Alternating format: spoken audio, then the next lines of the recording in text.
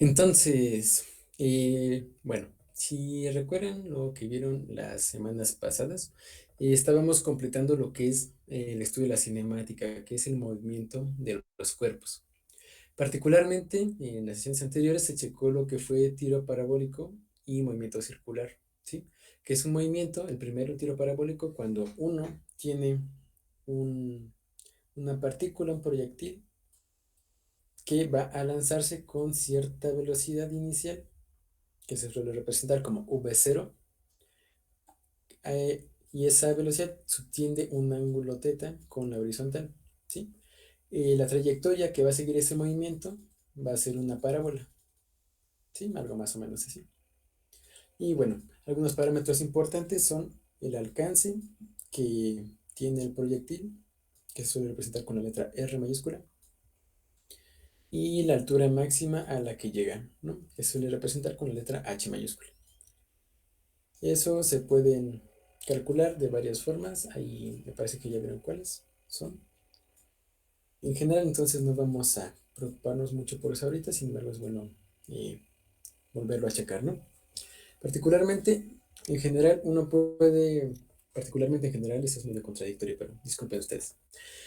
Uno puede hacer la parametrización del movimiento considerando que son independientes esos dos movimientos que se hacen en cada uno de los ejes. Es decir, por un lado se va a hacer un movimiento en el eje vertical, es decir, por un lado la pelotita va a subir y a bajar, y por otro lado se va a trasladar horizontalmente, ¿sí? Entonces, la combinación de estos dos movimientos independientes que suponemos es lo que nos da como resultado este tiro parabólico. Y bueno, nada más para escribir las formulitas, para tenerlas como referencia, por si gustan usarlas, es bueno, la, con el X en función del tiempo va a ser un movimiento rectilíneo uniforme, ¿sí? Dado por las ecuaciones que teníamos del movimiento rectilíneo uniforme, ¿no? Puede haber alguna coordenada x0 dependiendo de dónde se empiece a medir en el sistema de referencia que se utilice. El día de hoy vamos a hablar más de sistemas de referencia, entonces luego checamos eso con más a detalle. Luego, si recuerdan, teníamos la formulita que era más la velocidad en x que tenga, bueno, aquí puede ser en x por el tiempo, y bueno, más un medio de aceleración tiempo cuadrado en caso de haber, pero en este caso no hay aceleración en el eje X porque suponemos que es el eje horizontal, ¿sí? En ese caso particular no hay aceleración en el eje X, entonces no la ponemos. Ahora, esto también lo podemos escribir diciendo explícitamente cuál es la formulita que tenemos para la velocidad inicial en X, ¿sí? Si recuerdan, esta la podemos ver como la componente horizontal de la velocidad inicial que tiene esto, que va a ser esta v0, la magnitud de la velocidad inicial, por el coseno del ángulo que hace con el eje de las x. Es decir, la componente de la velocidad que va en el eje de las x es la que va con el coseno del ángulo, la que es su compañero, ¿sí? Entonces, más v0 por el coseno de ese ángulo, θ, ¿sí? Por otro lado, podemos escribir lo mismo para el movimiento en y, que va a ser cierta coordenada y0, la que inicie, más la velocidad inicial en y, la escribo de una vez explícitamente, como v0 por el seno del ángulo. De manera análoga al movimiento en x, esta va a estar con el componente que sea opuesta a este ángulo, es decir, que sea paralela al eje de las y, ¿sí? En este caso, la que viene dada por el seno del ángulo, ¿no? Entonces escribimos eso algo así, y luego tenemos que añadir un término que indique que esta cosa va a estar sujeta a una aceleración de la gravedad hacia abajo, una aceleración g. Esa aceleración va a ir en el sentido negativo de las y por lo general, ¿sí? Aquí yo estoy diciendo que mi y positiva va hacia arriba. Entonces, la g, como va hacia abajo, va a ir en sentido negativo. Entonces le agrego un signo menos y se le pone un medio de gt cuadrado. A partir de esas dos fórmulas, por separado de esas dos ecuaciones, uno puede resolver en general la mayoría de los problemas de tiro parabólico. Nada más hay que saber usarlas para acomodarlas a la situación que tenga el problema. A lo mejor hay que ponerla con una coordenada en y, un poquito más arriba, un poquito más abajo. A lo mejor la velocidad es completamente horizontal, a lo mejor la velocidad es completamente vertical, o a lo mejor es alguna combinación de todas las anteriores. En cualquier caso, es importante saber cómo parametrizar esto, cómo decirle a la matemática qué es lo que define a un problema para ya después poderlo resolver. Eso se puede hacer con práctica y bueno, espero que resuelvan bastantes problemitas al respecto para que se queden bien asentados los conceptos. ¿Sí? Ahí luego les dejamos otra tareita donde se cheque eso más profundamente. ¿Qué pasó, Daniel? Ok. Una pregunta. Teníamos Mande. primero v0x por t y abajo v0 coseno de teta. Ahí ya no va por t. Ah, sí. Gracias, gracias. Igual abajo en el de seno de teta. Sí, muchas gracias por la corrección que luego no sé, que se duerme. Ahí está, menos un medio de GT cuadrado. Muchas gracias. Bien, y sí, muy buena aclaración. Y bueno, ¿alguien tiene alguna duda acá sobre el movimiento parabólico que quiera checar algo que diga, esto como que no me queda, o qué onda con esto?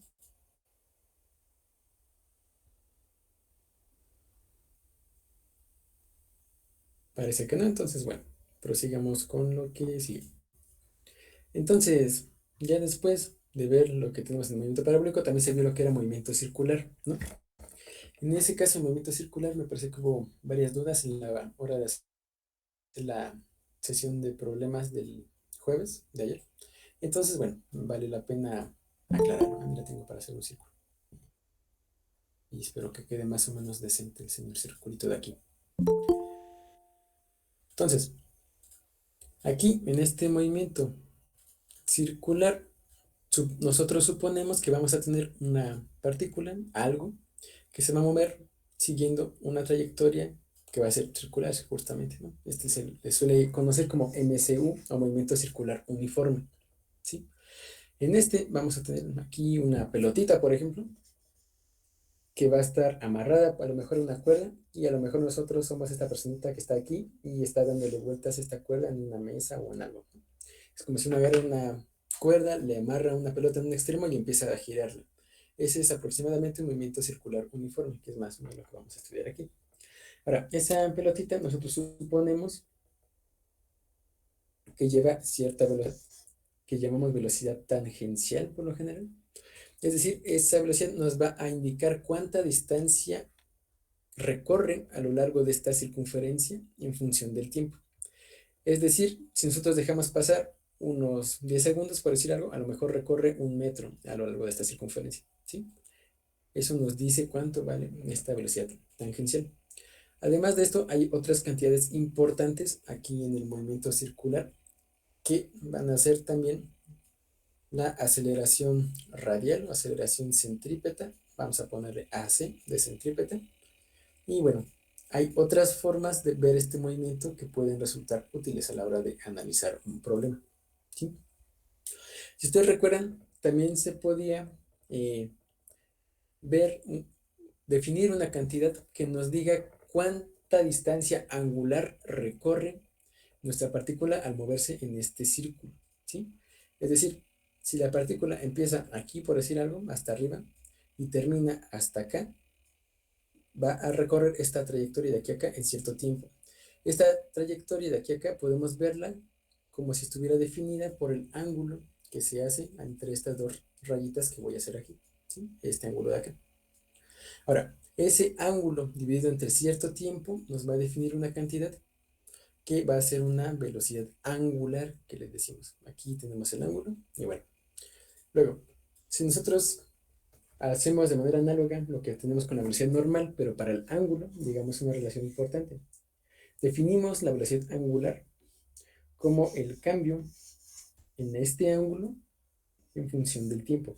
De la misma forma que nosotros definimos la velocidad como el cambio en la posición con respecto al tiempo.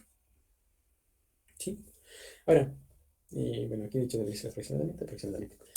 Ya de manera más formal, uno puede decir que esto es la derivada o la tasa de cambio de esa posición angular con respecto al tiempo, de la misma forma que la velocidad instantánea de una partícula es la derivada o la tasa de cambio de esa posición con respecto del tiempo, ¿sí?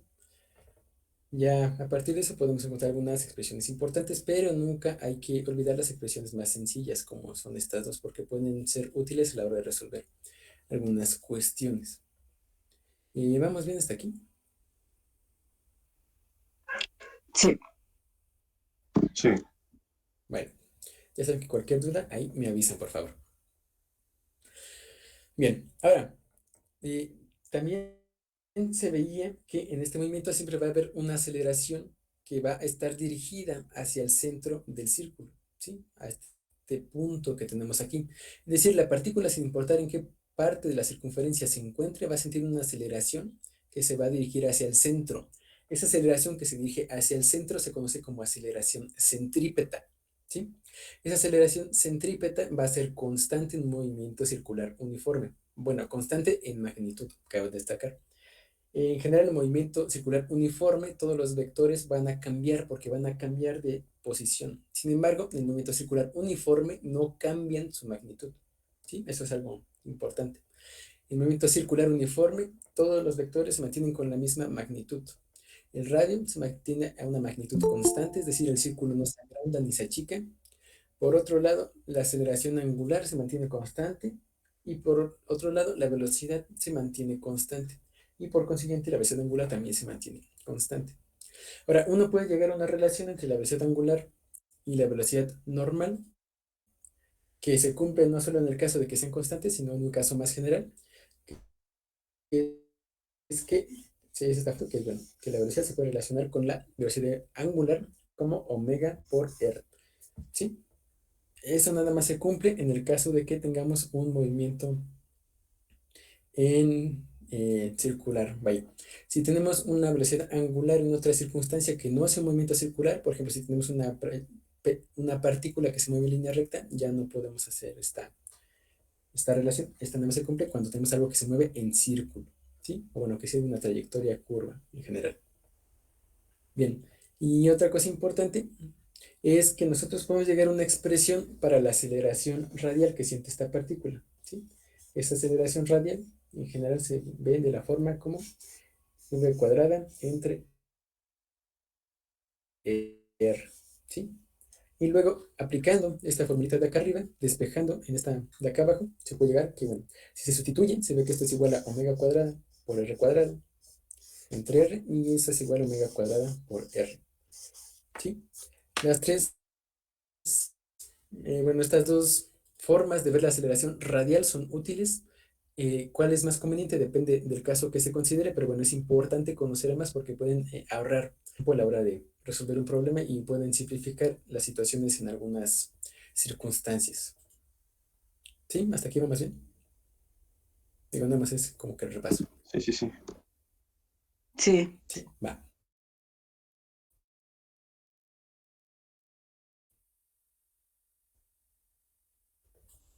Entonces, el circular y el movimiento y el tiro parabólico, de hecho, creo que podría haber utilizado más parte del Jammer, pero bueno, supongamos que esto no está aquí.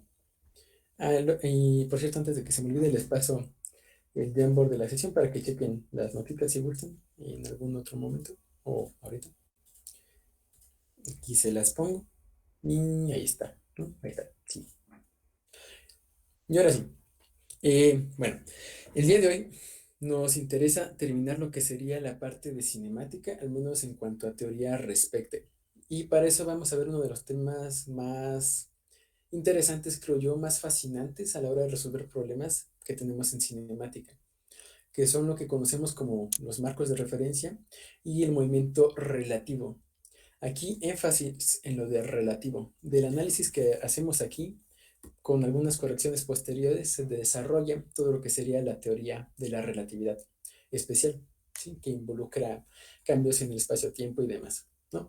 Ahí nada más como para decir, oh, esto sí vale la pena estudiarlo. Bien, eh, antes que nada, quiero que vean este póster, ¿sí? Ese póster de ahí es de una película que se llama El Juego de Ender. La película en lo personal nunca lo he visto, pero tiene un libro y el libro está muy bueno, la verdad se los recomiendo.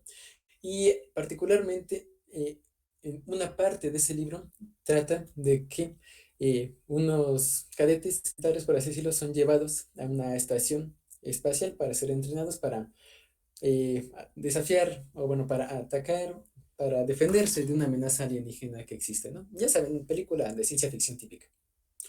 Y entonces, Dentro de esa estación espacial, bueno, como bien sabrán, la gravedad no se siente de la misma forma en que la sentimos aquí y por lo tanto se puede llegar a encontrar ciertas dificultades con el movimiento. En ese sentido, me gustaría compartirles un fragmento del libro que habla justamente de esto. Dice, el lanzamiento no fue malo, del transbordador que los llevó a la estación, pues. Nada aterrador, unas cuantas sacudidas, unos momentos de pánico ante la posibilidad de que este fuera el primer lanzamiento fallido en la historia del transbordador. Las películas no le habían transmitido con suficiente claridad la violencia que se podía sentir, tumbado de espaldas en un asiento mullido. Al poco tiempo todo había pasado, y ahora sí pende las correas. No había gravedad por ningún sitio. Pero como ya se había reorientado, no le sorprendió cuando Graf es un coronel de por ahí, subió por la escalerilla al revés, como si estuviera bajando a la prueba del transbordador. Tampoco se alteró cuando Graf trabó un pie debajo de un escalón y dio un empujón con las manos, lo que le hizo columpiarse de repente hasta ponerse boca arriba, como si estuviera en un avión normal. Las reorientaciones eran demasiado para algunos. Un chico hizo ademán de vomitar. Ender comprendió entonces, Ender es el protagonista, por eso se llama el juego de Ender, por qué les habían prohibido comer nada durante las 20 horas anteriores al vuelo. Vomitar en gravedad cero no debía de ser nada divertido. Pero, para Ender, el juego de la gravedad de Graf sí era divertido, y lo llevó más lejos. Se imaginó que en realidad Graf estaba colgando boca abajo del pasillo central, y luego se lo imaginó aferrándose a una pared lateral. La gravedad puede tener cualquier dirección, la dirección que yo quiera. Puede hacer que Graf esté apoyado de cabeza y él ni siquiera lo sabe. Si doy un empujón con una fuerza X, el traje empujará con una fuerza doble. Me moveré con torpeza. Bueno, contexto. Este segundo fragmento es otra parte en la que ya están dentro de la estación y los están entrenando para moverse ahí, ¿sí? Y bueno, este es como que lo que él piensa allá, ¿sí? Dice, si doy un empujón con una fuerza X, el traje empujará con una fuerza doble. Me moveré con torpeza durante un buen rato. Mejor que empiece ya. En consecuencia, sin soltar el asidero, dio un fuerte empujón con los pies. Instantáneamente dio una voltereta sobre sí mismo. Sus pies volaron por encima de la cabeza y aterrizó golpeándose de lleno la espalda contra la pared. El rebote parecía aún más fuerte y sus manos se desencajaron del asidero. Voló por la sala de batalla, dando tumbos de un lado a otro. Durante un momento desazonador, trató de conservar su orientación arriba-abajo, intentando ponerse boca arriba, en busca de una gravedad que no existía. Entonces se obligó a sí mismo a cambiar su punto de vista. Se precipitaba contra una pared, por lo tanto, eso era abajo. Y una vez más recuperó el control de sí mismo. No estaba volando, estaba cayendo. Era como si hubiera saltado de un trampolín. Podía elegir la forma de chocar contra la superficie. Aquí, si ven, este cuate, Ender, está encontrando una forma de cambiar su perspectiva, su forma de ver las cosas, para que el movimiento le resulte más natural, ¿sí? A partir de eso puede, como decían en el primer párrafo, inclusive burlarse del coronel, ¿no? Porque, bueno, a lo mejor el coronel está parado en el techo, está sentado en la pared, ¿no?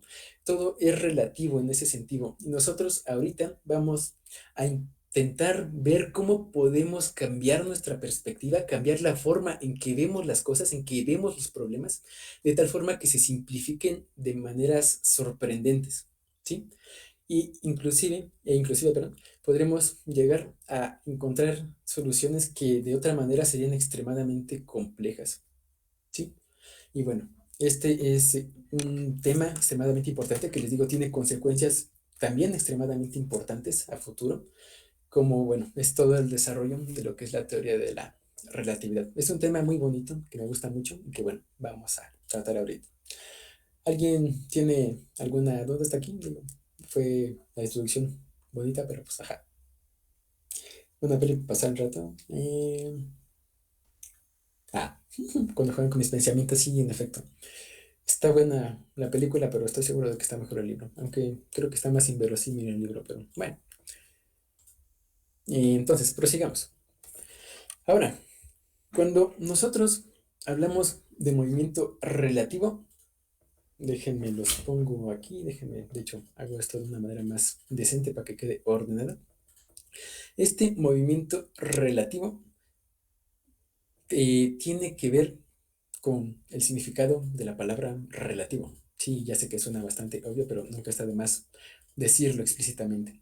Cuando nosotros decimos relativo, nos referimos a que el movimiento va a depender desde donde lo veamos. Particularmente, si nosotros tenemos dos personitas que ven el mismo suceso, puede ser que esas dos personas vean cosas distintas, o bueno, al menos que aparentemente sean distintas a una primera aproximación. Para eso me gustaría que checáramos el siguiente ejemplo. Supongamos que tenemos aquí un piso, ¿no? Y entonces aquí vamos a tener una personita. ¿Cómo quieren que se llame la personita? Su nombre tiene que empezar con A porque bueno, generalmente es más fácil etiquetar las cosas con las primeras letras del abecedario. Entonces, ¿cómo les gusta que se llame esta personita? Cuyo nombre empieza con A. Anastasio, va. Ah, no, Anastasieto. Mejor Anastasio, va. Entonces, aquí tenemos al amigo Anastasio, ¿sí? El amigo Anastasio está parado en el piso. Este piso puede ser un campo, ¿no? Aquí puede haber florecitas. Puede haber arbolitos, puede haber demás, ¿no?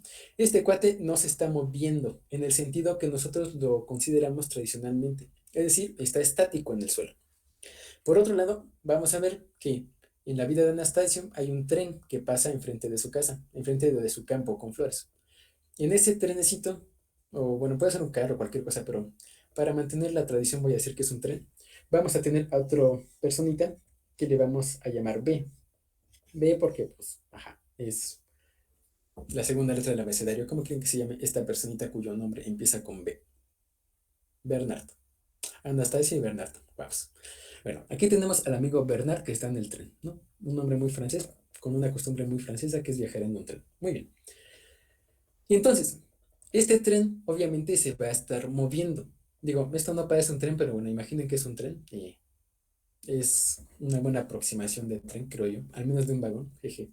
Supongamos que es un tren. Ahora, ese tren se va a estar moviendo con una velocidad, ¿sí? Relativa a Anastasio. Ahorita vamos a empezar a ver qué quiere decir eso, ¿sí? Es decir, si yo, Anastasio, me pongo aquí y veo al tren, yo voy a ver que ese tren se va a estar moviendo con una velocidad que le vamos a llamar v, ¿no? Para no complicarnos la vida. Una velocidad v hacia la derecha. Y ahora, una situación interesante surge cuando vemos qué es lo que pasa adentro del tren. Y para ver qué es lo que pasa dentro del tren, nos conviene checar la perspectiva de Bernard, ¿sí? En este caso, supongamos que Bernard está aquí sentado en el tren, nada más para simplificar las cosas. Supongamos que eso es estar sentado. Y digo, pobre Bernard, parece una máquina de tortura medieval, pero dejémoslo ahí. Y bueno, supongamos que Bernard ve una pelotita que se está moviendo adentro del tren. Esa pelotita, ¿por qué se está moviendo? No sé, existió ahí, spawneó y se está moviendo. O ya dando una explicación más verosímil, podría ser que algún niño ocioso aventó la pelota por ahí. Y bueno, el chiste es que el amigo Bernard está viendo esa pelotita.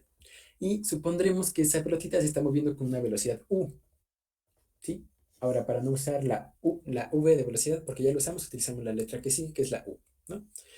Entonces, esa velocidad U, que bueno, dicho sea de paso, estas dos velocidades de acá son vectores, entonces creo que vale la pena ponerlo, va en esta dirección, ¿no? Ahorita nos limitamos a estudiar el movimiento en una dimensión, ¿sí? Ahorita nada más consideramos que esto se está moviendo para allá en la dirección X positiva, ¿sí? Y entonces, aquí cuando empezamos a hablar de movimiento relativo, nos interesa ver qué es lo que pasa con Anastasio. Es decir, qué es lo que ve nuestra personita a Anastasio, a esta bolita que se mueve dentro del tren. ¿Sí? A lo que voy. Bernard, la personita B, ve a esta pelotita adentro del tren que se mueve con una velocidad U. Y por otro lado, Anastasio ve que la personita Bernard se mueve con una velocidad V. ¿Sí? Y entonces lo que va a pasar es que nuestra personita Anastasio, al menos en la situación que vamos a considerar ahorita, que es la relatividad galileana que le decimos, déjenmelo anoto aquí explícitamente, relatividad galileana, y esta se llama galileana porque, bueno, una de las primeras personas que estudiaron esto, por no decir la primera, fue el famoso Galileo Galilei, un hombre muy interesante, pero bueno, relatividad galileana, ahí está. Y entonces, según esta relatividad galileana, al menos lo que nos dice la teoría clásicamente, es que, bueno, Anastasio vería que esta pelota se va a mover con la velocidad que trae en el marco de Bernardo, es decir, con la velocidad U más la velocidad que traiga este tren. Es decir, que si el tren se mueve muy rápido y la pelota se mueve también rápido, pues Anastasio va a ver que la pelota se mueve muy, muy rápido, ¿sí? Es decir, que las velocidades se suman, bueno, no algebraicamente, sino vectorialmente, ¿sí? Entonces, para acabar pronto, nosotros podemos ver que la velocidad, aquí voy a utilizar una notación que espero que no les cause conflicto, en donde voy a poner primero la velocidad de qué con respecto a quién. Ahora, esta es una pelota, entonces vamos a ponerle P de pelota, ¿sí? Y bueno, aquí si nosotros anotamos esto, nos va a quedar la velocidad de la pelota con respecto a Anastasio. Digo, aquí se puede poner un renglón, mejor no lo pongo. De la pelota con respecto a Anastasio va a ser la velocidad que lleva el tren más la velocidad que lleva la pelota con respecto al tren, ¿sí? Esta suma de velocidades, que bueno, puede parecer bastante sencilla en principio, y de hecho, sí lo es, es lo que conocemos como relatividad galileana. Y aunque se parezca muy sencilla aquí, vamos a ver que en general puede llegar a ser muy interesante de verlo, sobre todo cuando empezamos a cambiar el movimiento, cuando empezamos a cambiar de marco, cuando empezamos a cambiar nuestra perspectiva. Bien, ¿hasta aquí alguien tiene alguna duda? Yo, en la fórmula puse BPA. ¿Por qué se pone PA? Ah, sí. Te digo, esa es la notación que vamos a estar utilizando y es aquí, primero que nada, identificamos tres cosas, ¿no? A Anastasio, a Bernard y a la pelota, ¿sí? Y cuando yo digo P, me estoy refiriendo a la pelota. Es decir, que yo voy a ver que esta cosa que tengo aquí va a ser la velocidad de la pelota y luego con respecto a quién, es decir, ¿quién mide esta velocidad? En este caso, Anastasio. Entonces, esta va a ser la velocidad de la pelota con respecto a Anastasio, en ese orden, ¿sí? No es lo mismo decir eso que decir la velocidad de Anastasio con respecto a la pelota. Eso es otra cosa diferente que vamos a ver más adelante, ¿sí? Ahí importa mucho el orden. ¿Vamos bien? Ok, gracias. ¿Sí? Va. ¿Alguien más? ¿Alguna cuestión que quieren que chequemos? En caso de que no, pues prosigamos. Ahora, ya tenemos que esta va a ser la velocidad de la pelota con respecto a Anastasio, ¿sí? Sin embargo, nosotros podemos analizar esta misma situación desde otras perspectivas, ¿sí? Particularmente podemos ver cómo se ve todo esto a, a partir de la perspectiva de Bernard o inclusive a partir de la perspectiva de la pelota. Si nosotros pusiéramos una personita aquí chiquitita, por así decirlo, eh, no sé, un liliputiense o algo así, de tal manera que se parara en la pelota y que viera el mundo a su alrededor, nosotros podríamos analizar cómo se ve desde aquí, ¿sí? Y bueno, ahorita vamos a hacer justamente eso. Ahorita nosotros ya analizamos todas las velocidades, cómo se ve la situación, pues, con respecto a Anastasio, ¿sí? Con respecto a Anastasio, Bernard se va a mover con una velocidad v para la derecha, con el tren, y la pelotita se va a mover con una velocidad v más u a la derecha, ¿sí? Y eso con respecto a Anastasia. Ahora, por otro lado, nosotros podemos analizar cómo se ve la misma situación, pero en otro marco, ¿sí? Es decir, ahorita vamos a ver cómo se ve la situación para Bernard, ¿sí? Aquí, si gustan, podemos ver que está el marco de A. Podemos ponerle así. Ahora, en esta segunda situación vamos a ver cómo se ven las cosas desde el marco de B, es decir, desde el marco de Bernard, desde el marco del tren, ¿sí? Aquí para decir eso explícitamente voy a ponerle una B y dos puntitos para que se vea que es el marco en B. Y bueno, de la misma forma yo voy a seguir teniendo el pastito acá abajo con las flores, voy a seguir teniendo el tren y voy a seguir teniendo acá al amigo Anastasio.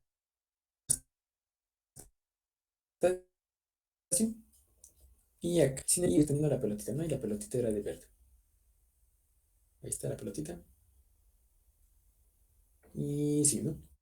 Ahora, nosotros decimos que esta pelotita se va a mover a la derecha con velocidad U con respecto a Bernard, ¿no? Aquí me falta ponerle la B de Bernard. Va. Y ahora, una cosa importante a ver aquí es que en el marco de referencia de algo, en este caso, en el marco de referencia de Bernard, en el marco de referencia del tren, el tren no se mueve.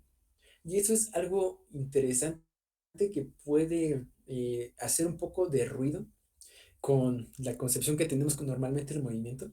Pero en general, si nosotros nos ponemos en cierto marco de referencia, nosotros podemos sentir que nosotros no nos movemos. Por ejemplo, si uno va caminando, puede sentir de alguna manera que uno no se mueve, sino que la calle se mueve hacia atrás, lo cual es raro, pero no es completamente descabellado, por así decirlo. Por otro lado, algo que probablemente le suene un poquito más verosímil es que, bueno, uno puede ir en un carro, en un camión, en un tren, y bueno, ver las cosas que los monitos nada más ven las piedras y lo que se mueve, las piernas, perdón, y lo que se mueve en sí es el paisaje para dar la ilusión del movimiento. Esta forma alternativa de ver las cosas puede resultar bastante extraña, abstracta al principio, pero vamos a ver que es bastante útil a la hora de analizar los problemas. Puede simplificar las situaciones muchísimo, ¿sí? Entonces vale la pena que analicemos ese caso. Bien, eh, ahora vamos a ver cómo lo ve Bernard. Entonces les decía, Bernard siente que él no se mueve, siente que el tren no se está moviendo, ¿sí? Entonces, en ese caso, vamos a ver qué es lo que pasa con su visión de la personita A, con su visión de Anastasia. Ahora, decíamos que cuando vamos en un tren, sentimos que el paisaje se mueve hacia atrás, ¿no? Y en efecto, eso es lo que nosotros podemos interpretar. En este caso, Bernard va a sentir que el tren no se mueve, pero que Anastasio se va a mover a la izquierda con una velocidad v, ¿sí? Es decir, que Bernard va a ver que Anastasio se mueve con la misma velocidad con la que Anastasio ve que se mueve Bernard, pero en sentido contrario, ¿sí? Eso es algo interesante y creo que vale la pena hacer una pequeña pausa para considerarlo, ¿sí? Déjenme le quito un poquito de zoom para que se vea mejor. Entonces, ahí.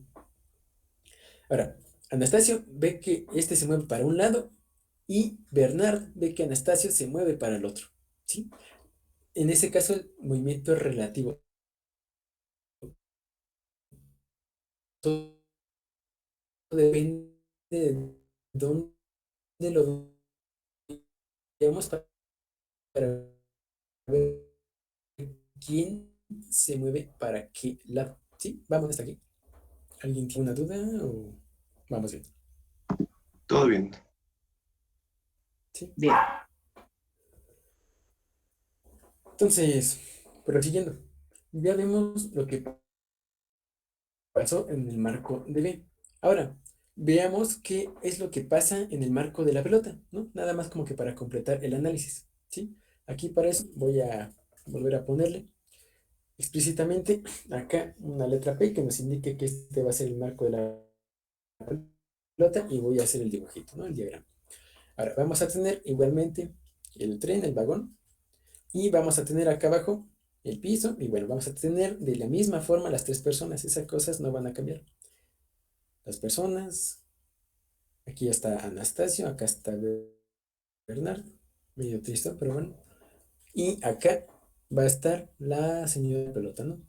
Y bueno, acá podemos suponer, imaginar, si nos resulta más sencillo para verlo, que tenemos mi persona que está parada en la pelota y bueno, a lo mejor le decimos que se llama Pedro, ¿no? Pedro de pelota, ¿no? Algo así. Y ahora, recuerden que lo más importante a la hora de ponernos en un marco de referencia es que en ese marco de referencia nosotros no nos movemos. Entonces, si nosotros nos ponemos aquí en el marco de Pedrito, podemos ver o podemos sentir, Pedro siente que él no se mueve, ¿sí? Y entonces, vamos a ver cómo ve al resto del mundo. Pedrito no se mueve, pero va a ver que B se va a mover con una velocidad a la izquierda que va a ser la misma que tenía él con respecto a B, pero en sentido contrario, ¿sí? Entonces, él ve que U va a ser la velocidad de B, pero hacia la izquierda, no hacia la derecha como teníamos antes. Y por otro lado, vamos a tener que pasar lo mismo con A, ¿sí?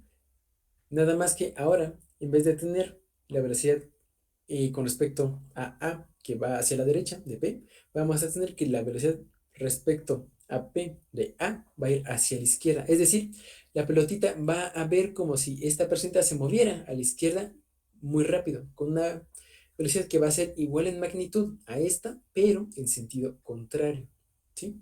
Entonces, si nosotros lo ponemos tal cual, podemos ver que va a moverse acá con una velocidad que va a ser v más u, pero con un signo menos, ¿sí? Para tomar en cuenta que va en sentido contrario. ¿Vamos bien hasta aquí? Todo bien. ¿Todo bien? Va. Y entonces, aquí quiero que noten algo. Aquí más o menos basándonos en la experiencia cotidiana, más o menos, dedujimos algo que tienen que cumplir estos cambios de las velocidades, ¿no? Tienen que sumarse en algunas circunstancias, tienen que restarse en otras, ¿sí? Y bueno, ahora lo que me interesa es intentar tratar esto de una manera un poquito más formal, ¿sí? Y para eso vamos a estudiar en general un sistema de referencia, ¿sí? Recuerden que nuestro sistema de referencia va a ser una elección de ejes ortogonales, bueno, no siempre ortogonales, pero en general sí, y x, por así decirlo, y a ese sistema vamos a llamarle S. En este sistema podemos considerar que tenemos una personita, ¿no? Y esa personita en ese sistema va a ver el mundo, ¿no? Luego, además de esta personita, vamos a tener otro sistema de referencia que le vamos a llamar S' por convención, ya no le pongo el X y Y porque qué flojera. Y ese va a estar en otro punto con respecto a este sistema original. Y en este sistema primado podemos ponerle otra personita, ¿no? Y ahora, podemos seguir haciendo esto veces, sin embargo, para acabar pronto, aquí vamos a poner un objeto que se mueve y déjenme lo pongo más abajo para que no quede tan feo el dibujo. Ahí está. Y bueno, este objeto se va a mover en alguna dirección, ¿no? Supongamos que es esta de acá, con cierta velocidad v relativa a este sistema que tenemos acá. Y aquí, para hacerlo interesante, supongamos que el sistema S' se mueve con cierta velocidad v. Espérame tantito. Déjenme mejor le pongo u a la naranjita para que sea más fácil. Esta va a ser v y esta va a ser u, ¿sí? Y ahí está. Disculpen las inconveniencias con la anotación. Y bueno, entonces recapitulando, tenemos primero nuestro sistema S, donde tenemos una personita, luego tenemos otro sistema S' de una personita que se está moviendo, y esa personita va a ver una pelota que se va a mover con cierta velocidad u, ¿sí? Que es básicamente el mismo sistema que teníamos antes, pero bueno, un poquito más generalizado.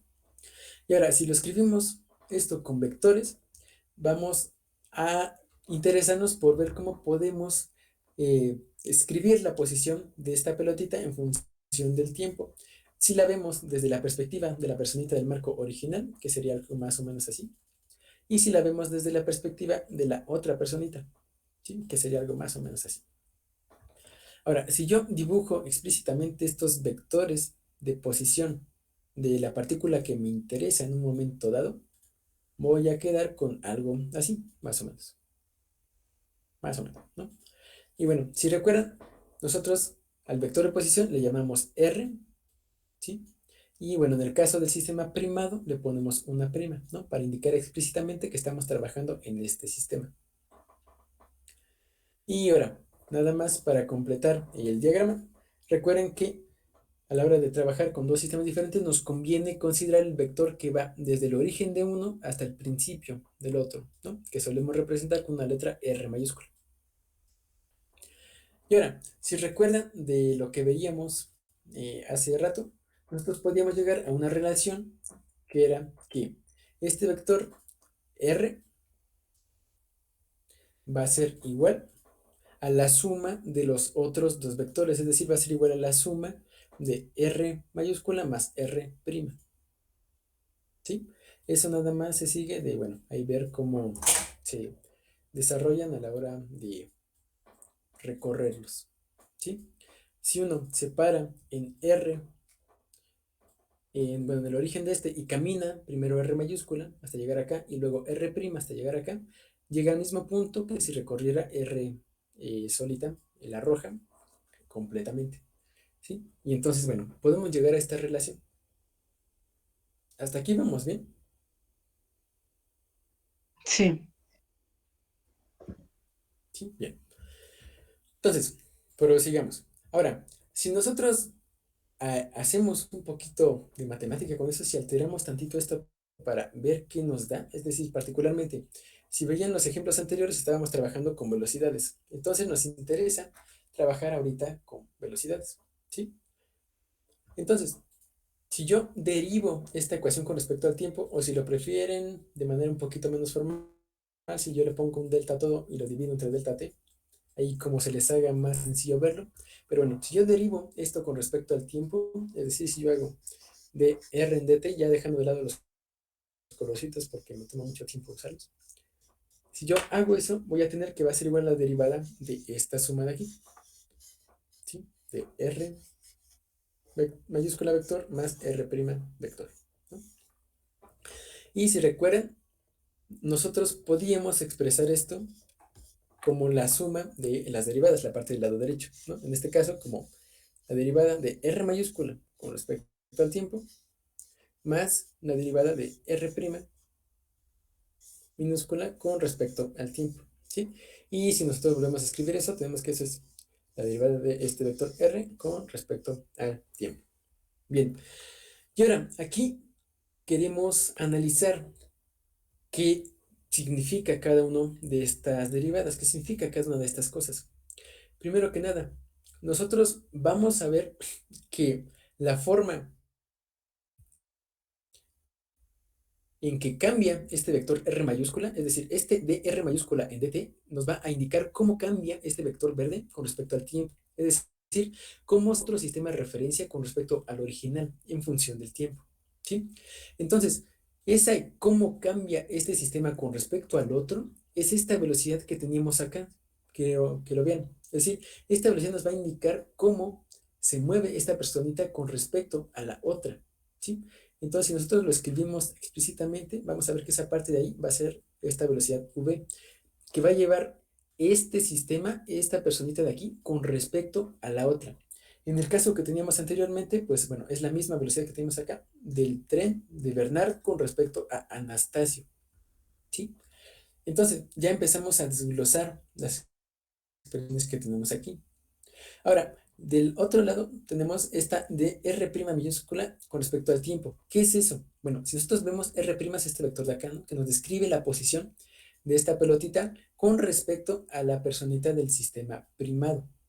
Entonces, la tasa de cambio de la posición de esta cosa con respecto al tiempo va a ser la velocidad que lleve esta partícula, ¿sí? En función del tiempo. Es decir, esta parte de aquí va a ser la velocidad que lleva con respecto al sistema de referencia original, que habíamos dicho que le decíamos U en este caso,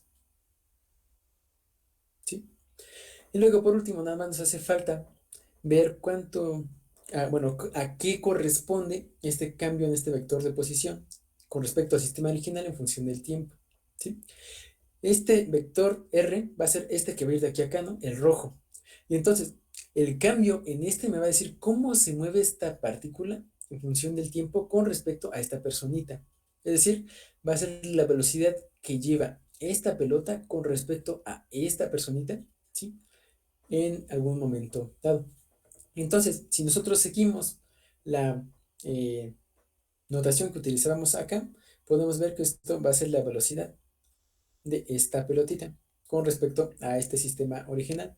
Aquí, si gustan, le podemos a poner A y B.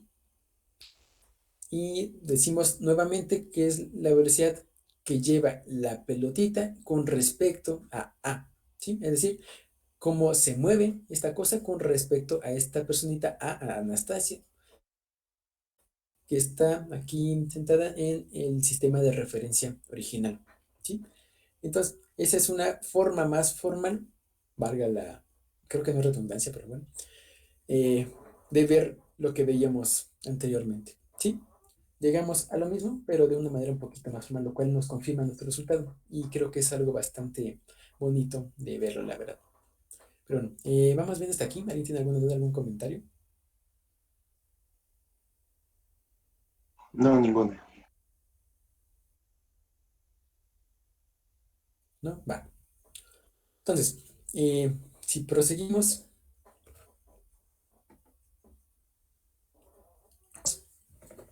a... ¿qué más? Y llegar a algo interesante, ya llegamos a esto. Ah, sí. Y bueno, una vez teniendo esto, nosotros podemos encontrar expresiones para otras cosas, ¿no? Dependiendo de cómo veamos las situaciones. Si nosotros quisiéramos calcular la velocidad de algo con respecto a otro algo, nada más tenemos que repetir este análisis y ver qué es lo que pasa, ¿sí? Sin embargo, hay una forma bastante útil, bastante bonita, en mi opinión, las cosas de una manera sencilla, ¿sí? Y es, nosotros ya tenemos aquí el sistema, ¿no? Ya está aquí definido, ya tenemos las velocidades con todo y demás, ¿no? Si nosotros lo volvemos a dibujar de manera que no se vuelva muy, vaya, para no saturar el dibujo de arriba, podemos tener que, bueno, tenemos acá el sistema, algo que se va a mover con cierta velocidad por aquí, ¿no? Este que va a ir para acá, para la derecha, con cierta velocidad v. Y por otro lado podemos tener algo que se mueva con otra velocidad, ¿no? Por ejemplo, esta cosa que se me va a mover acá con una velocidad u, ¿no? Vamos a ponerle. O, bueno, ya vamos a ser un poquito más parcos y vamos a ponerle v1 y v2, ¿no?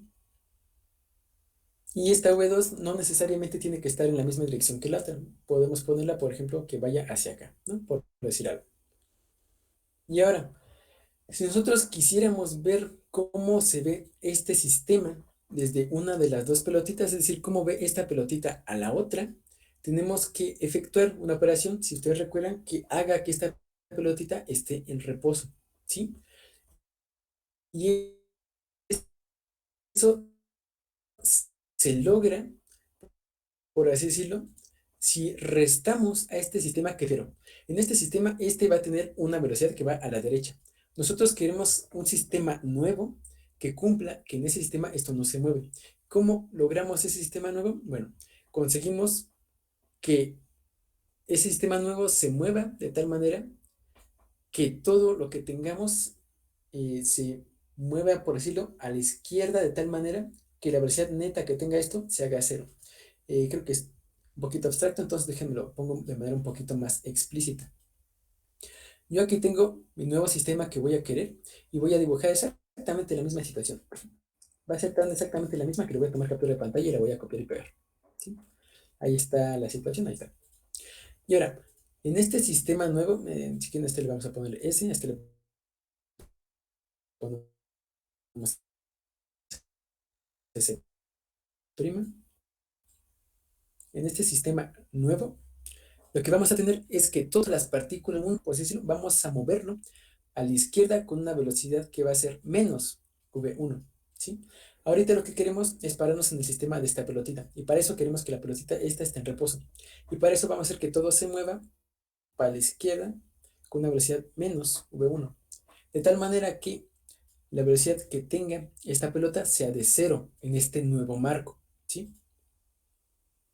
Menos v1 para acá también, para esta. Y entonces, lo que tenemos es que a la hora de hacer la transformación, llegamos a que esta pelotita de aquí se va a mover a la izquierda de una manera un poquito más pronunciada que como se movía en el sistema anterior. Déjenme lo pongo acá abajo para que no se sature el diagrama de arriba. Déjenme pongo aquí otra vez, S', y vuelvo a hacerle captura de pantalla a lo que tenemos acá para... Ah, bueno, no, no, espérate. Captura de pantalla, dije, ahí está. Lo copio, lo pego, ahí está. Y sí, ahora, ahí, no creo que mejor lo vuelvo a hacer. Y ya no. Entonces, en este sistema nuevo, disculpen los inconvenientes técnicos, queremos uno a la izquierda. Entonces, la versión neta de esta partícula va a ser cero, que es justamente lo que buscamos. Por otro lado, para encontrar cómo se mueve esta partícula en este nuevo sistema, tras aplicarle esta transformación, le decimos este cambio de sistema, tenemos que efectuar la suma vectorial de estas dos velocidades, ¿sí? Y bueno, haciéndolo intuitivamente, nosotros podemos verlo como que tenemos la partícula esta con su velocidad que tenía acá originalmente. Y luego esta para acá, ¿no? Con la punta de uno en la cola del otro, aunque suene medio extraño. Menos V1 y esta va a ser V2, ¿no? Y entonces, la suma neta de estas dos va a ser un vector que vaya desde el principio de este hasta el final del otro, ¿no? Y este podemos considerarlo como V2', ¿sí? Una nueva velocidad que va a tener esta partícula 2, ¿sí? Y ya si acabamos de construir el sistema, podemos ver que, bueno, ahora esta partícula 1 no se va a mover, pero la otra se va a mover con una velocidad V2 que va a ser completamente diferente de la que teníamos antes, ¿sí? Esta va a ser una nueva velocidad que va a haber en este nuevo marco de referencia que a lo mejor nos ayuda a simplificar los cálculos de alguna forma. ¿Vamos bien hasta aquí? Tengo una duda, o sea, ahí le ¿Qué nace pasó? la velocidad para que B1 se quede estático, ¿no? Pero también se puede Ajá. hacer el caso de que B2 sea el estático, ¿no? Sí, sí, por supuesto. En ese caso, lo único que habría que hacer es a todo el sistema original, a este, restarle V2, de tal manera que, bueno, ahora tenemos V2, se cancelan las velocidades aquí, este queda estático, pero también tenemos que prestarle un V2 acá, y bueno, ya encontrar la velocidad con la que se mueve V1, ¿sí? Ah, ok, gracias. Entonces eso es como quieras, ¿no? O sea, si cuál tú quieres quedar quieto, o cuál se te vaya a facilitar más, ¿no? Justo, justo, justo. De hecho, ahorita vamos a ver un ejemplo muy, muy, muy bonito de cómo esto ayuda a simplificar un problema que de otra manera tendría que usar un cálculo eh, complicado, bueno, no complicado, pero medio feo de hacer a la hora de hacer la talacha. Y bueno, déjenme les pongo el problema que vamos a checar ahorita. Y no se preocupen, los vamos a checar juntos para ir desarrollando las ideas. Es un problema muy bonito, pero bueno, vamos a ver qué tal se desarrolla, ¿no? Déjenme lo pego acá. Creo que no se pega acá, se pega en el centro, y lo cual es bastante poco eficiente. Pero bueno, acá y ahí está. Ahora, este es el diagrama. La situación es la siguiente. Déjenme se los escribo acá de tal manera que se vea bien. ¿Sí? Y bueno, son dos aviones, vuelan en trayectorias perpendiculares entre sí, como se puede ver ahí, van formando, por decirlo, un plano cartesiano bonito, perpendiculares entre sí.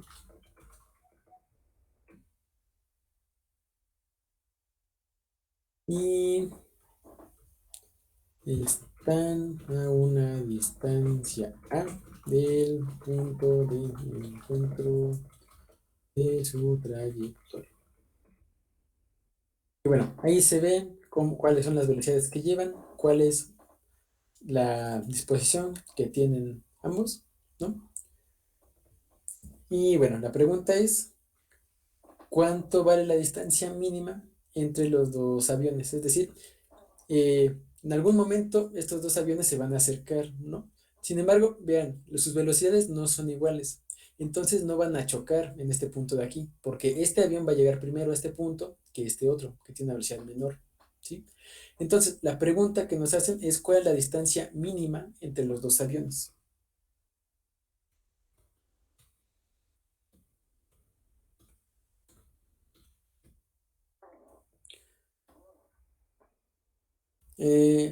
Pregunta a Toño, ¿en el sistema S se manejaría la V2' en vez de V2 y V1?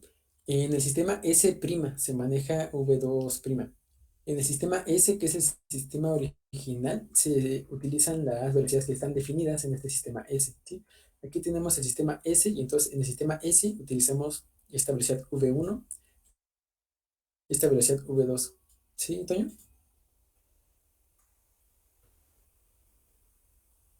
Sí, va. Entonces, prosigamos, pero bueno, antes de proseguir, ¿les parece que tomemos unos 5 minutitos para tomar agüita? Y bueno, también si alguien gusta intentar el problema, pues se les recomienda hacerlo. Está interesante, pero bueno, aquí me gustaría ver cómo lo empiezan a atacar. Entonces, nos vemos a las 8:05 para, para continuar con esto y ahorita nos vemos. Los aviones que vuelan trayectorias perpendiculares entre sí y están en distancia A del punto de encuentro de su trayectoria. Las velocidades que lleva cada uno están dadas ahí por la figurita, ¿no? Nos preguntan cuál es la distancia mínima entre los aviones. Y ahora, este problema puede ser bastante complicado de atacarlo si uno lo intenta por el método tradicional, que sería escoger, bueno, vaya, en este sistema de referencia que tenemos, por ejemplo, poner el origen aquí y a partir de ese origen calcular la ecuación de la trayectoria de este y luego la ecuación de la trayectoria de este otro, ¿sí? La cosa ahí es que eso se complica porque, bueno, esta distancia mínima entre los aviones, para a la hora de calcular esa distancia mínima, uno requiere utilizar cálculo, ¿sí? Y bueno, entonces ese uso de cálculo pues se complica bastante, se pone muy talachudo el problema. Sí, si alguien tiene curiosidad, pues ahí lo puede intentar resolverlo utilizando cálculo. Digo, no es demasiado complicado, tampoco es.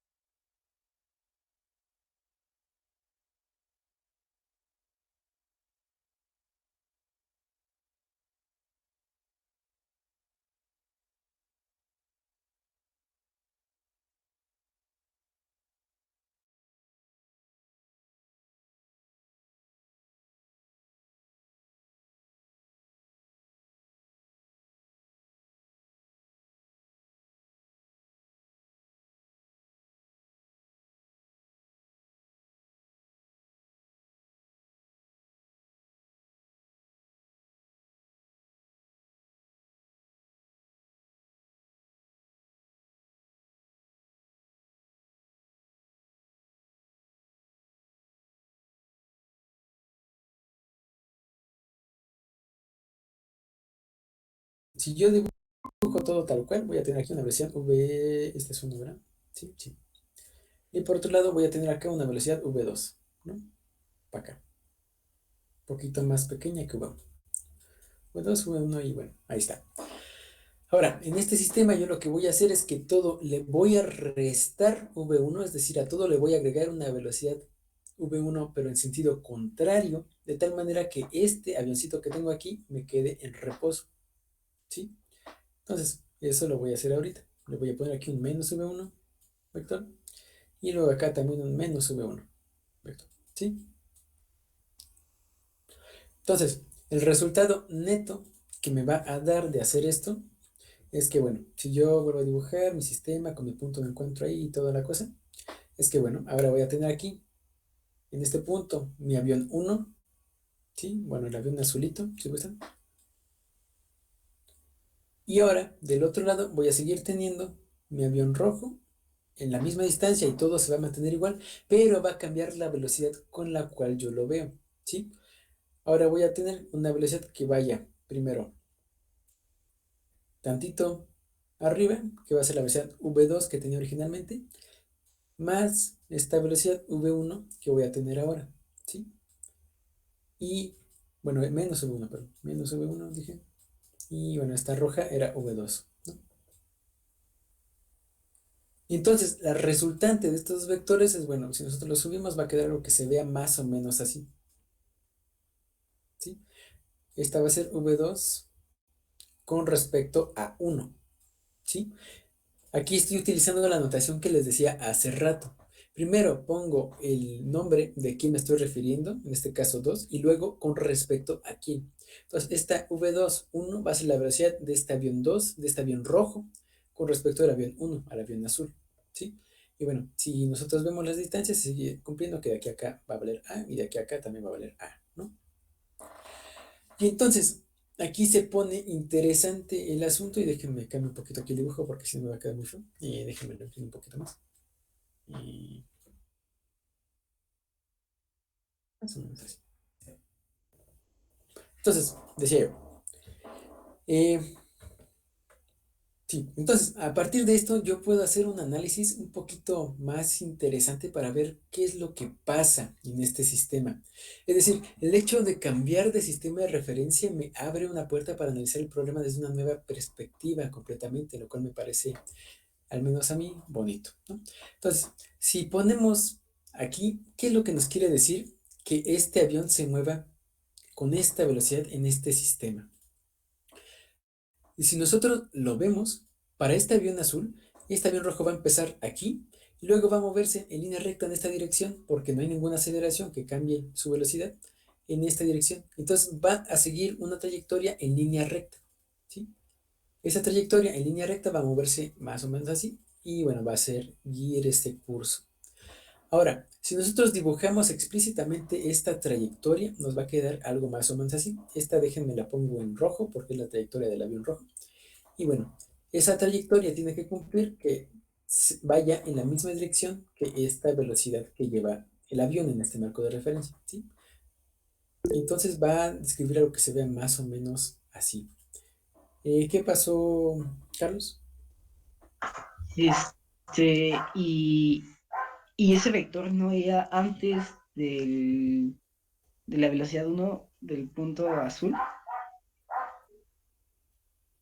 Eh, este como tal no es un vector en el sentido eh, que lo consideramos normalmente, nada más es como una representación gráfica de la trayectoria que cumple.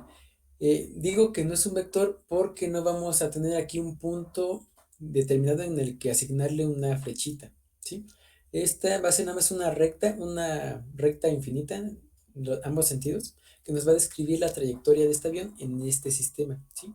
Para que fuera un vector yo tendría que poderle asignar un principio y un final. Sin embargo, eso no se cumple necesariamente en este caso. ¿Sí, Vladimir?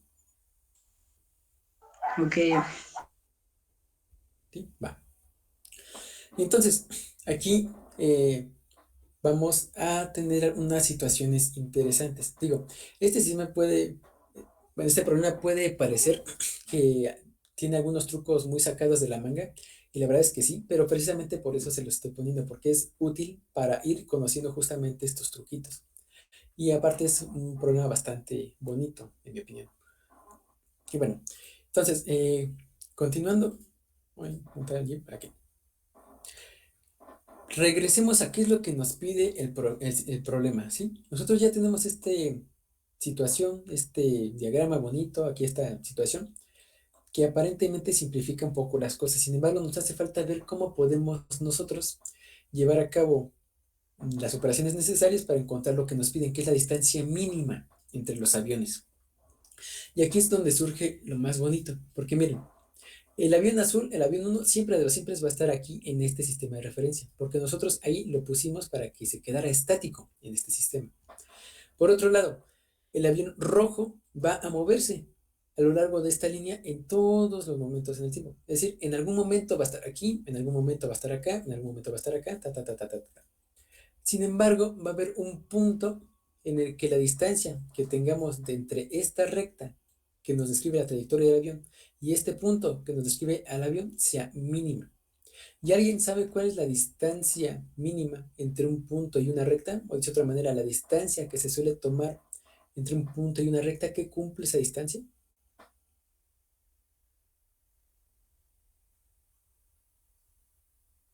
Creo que tiene que ser perpendicular a la recta, ¿no? Exacto. Para que podamos definir una distancia entre un punto y una recta, necesitamos considerar la distancia, o bueno, el segmento de recta que sea perpendicular a la recta y que pase por este punto, ¿sí? Aquí quiero que vean esto de una manera un poquito más gráfica. Yo puedo dibujar varias líneas que vayan de la recta a este punto. Sin embargo, la que va a ser más pequeña va a ser esta que me va a dibujar un ángulo recto con la recta, ¿sí? Recto con la recta, mucho recto, pero pues acá. Entonces, esta distancia verde de aquí va a ser mi distancia mínima a la recta.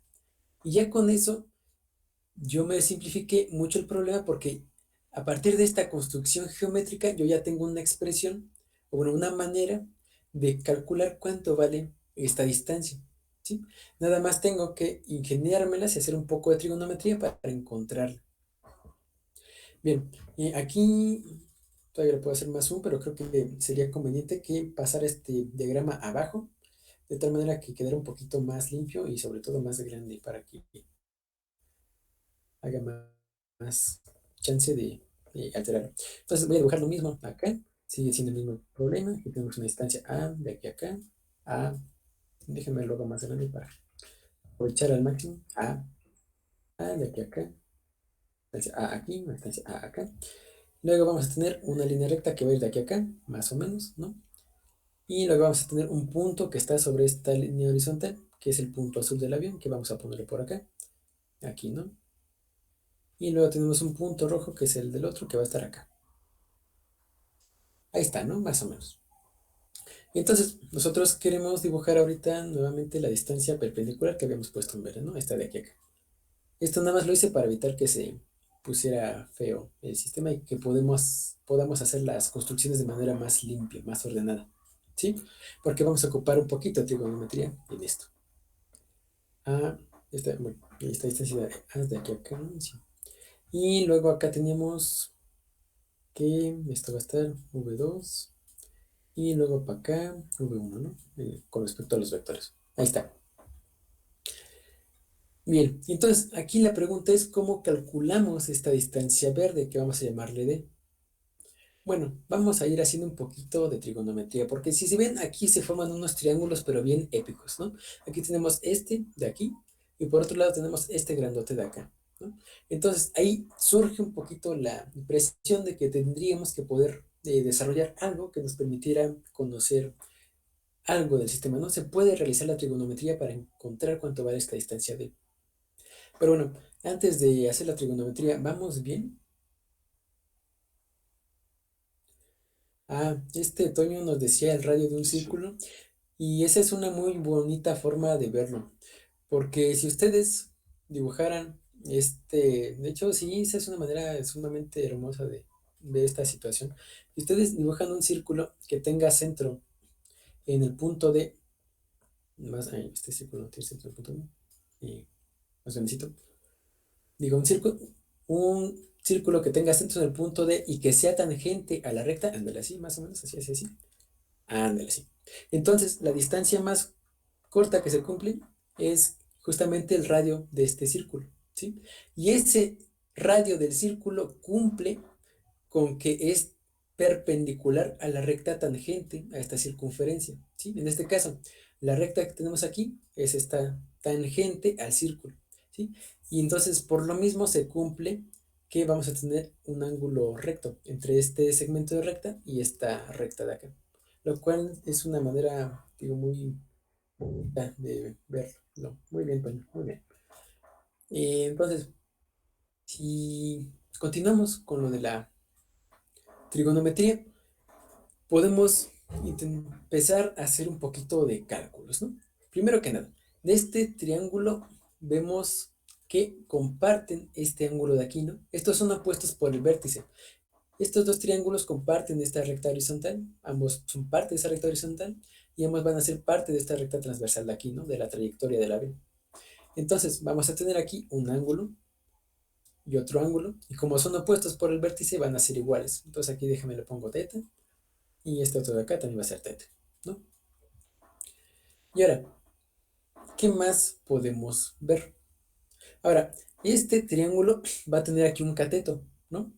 Este cateto de acá, de aquí hasta acá, va a ser justamente esta distancia A que conocemos, ¿no? Que es la distancia de la separación de los aviones al punto de encuentro. Entonces, esta distancia A la conocemos. Por otro lado, este cateto de acá no lo conocemos, no tenemos ninguna forma de determinarlo, al menos ahorita a primera vista. Sin embargo, podemos ver que tiene que estar relacionado con esta hipotenusa de este triángulo rectángulo que se forma acá, que es rectángulo justamente por los criterios que ya habíamos visto, ¿no?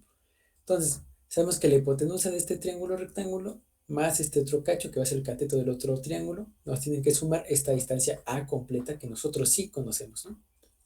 Lo cual puede resultarnos útil a futuro.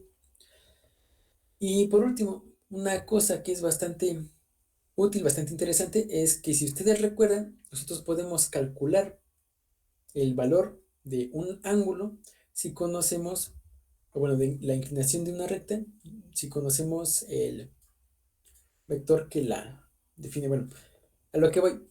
Ustedes recuerden que esta recta está definida por el valor de las velocidades, ¿no? Por la suma de estas dos velocidades, ¿sí? Entonces, esta recta cumple que va a ser paralela en todo momento a la velocidad que tiene el avión en el sistema 2, ¿no? Que es lo que vemos aquí. Entonces, esta velocidad 2 y por consiguiente esta recta va a cumplir que podemos conocer qué tan inclinada está sabiendo las componentes que lo conforman, ¿sí? En este caso la componente vertical, la componente horizontal. Si nosotros analizamos este ángulo de acá, nosotros vamos a ver que su tangente va a ser el cateto opuesto entre el cateto adyacente, ¿no? Entonces, este ángulo, vamos a llamarle phi de momento, vamos a ver que se cumple que la tangente de este ángulo phi, que se hace ahí, va a ser el cateto opuesto, que va a ser el cateto vertical, que va a ser V2, entre el cateto adyacente, que va a ser el cateto horizontal, que es V1, ¿no? Y aquí podemos ver otra cosa bastante interesante, que es que, bueno, esta es una recta horizontal, esta de aquí también es una recta horizontal. Entonces, el ángulo que se hace aquí es igual al ángulo que se hace acá, ¿sí? Porque son alternos internos. El chiste es que es como un sistema de dos rectas con dos paralelas y estos son los ángulos chiquitos, para acá pronto, ¿sí? Entonces, este ángulo de aquí tiene que ser igual a este otro ángulo de acá. Entonces ya encontramos una expresión para ese ángulo θ. Sabemos que su tangente tiene que ser igual a V2 entre V1. ¿Vamos bien hasta aquí? Sí. Sí, ¿Sí? Cualquier duda ya saben que me pueden tener, ¿eh? Bien, entonces ahorita, ¿cómo continuamos? ¿Cómo seguimos haciendo los cálculos, la trigonometría? Bueno, nosotros ya sabemos el valor de este ángulo, sabemos que este ángulo es recto por definición y por consiguiente también podemos saber el valor de este ángulo.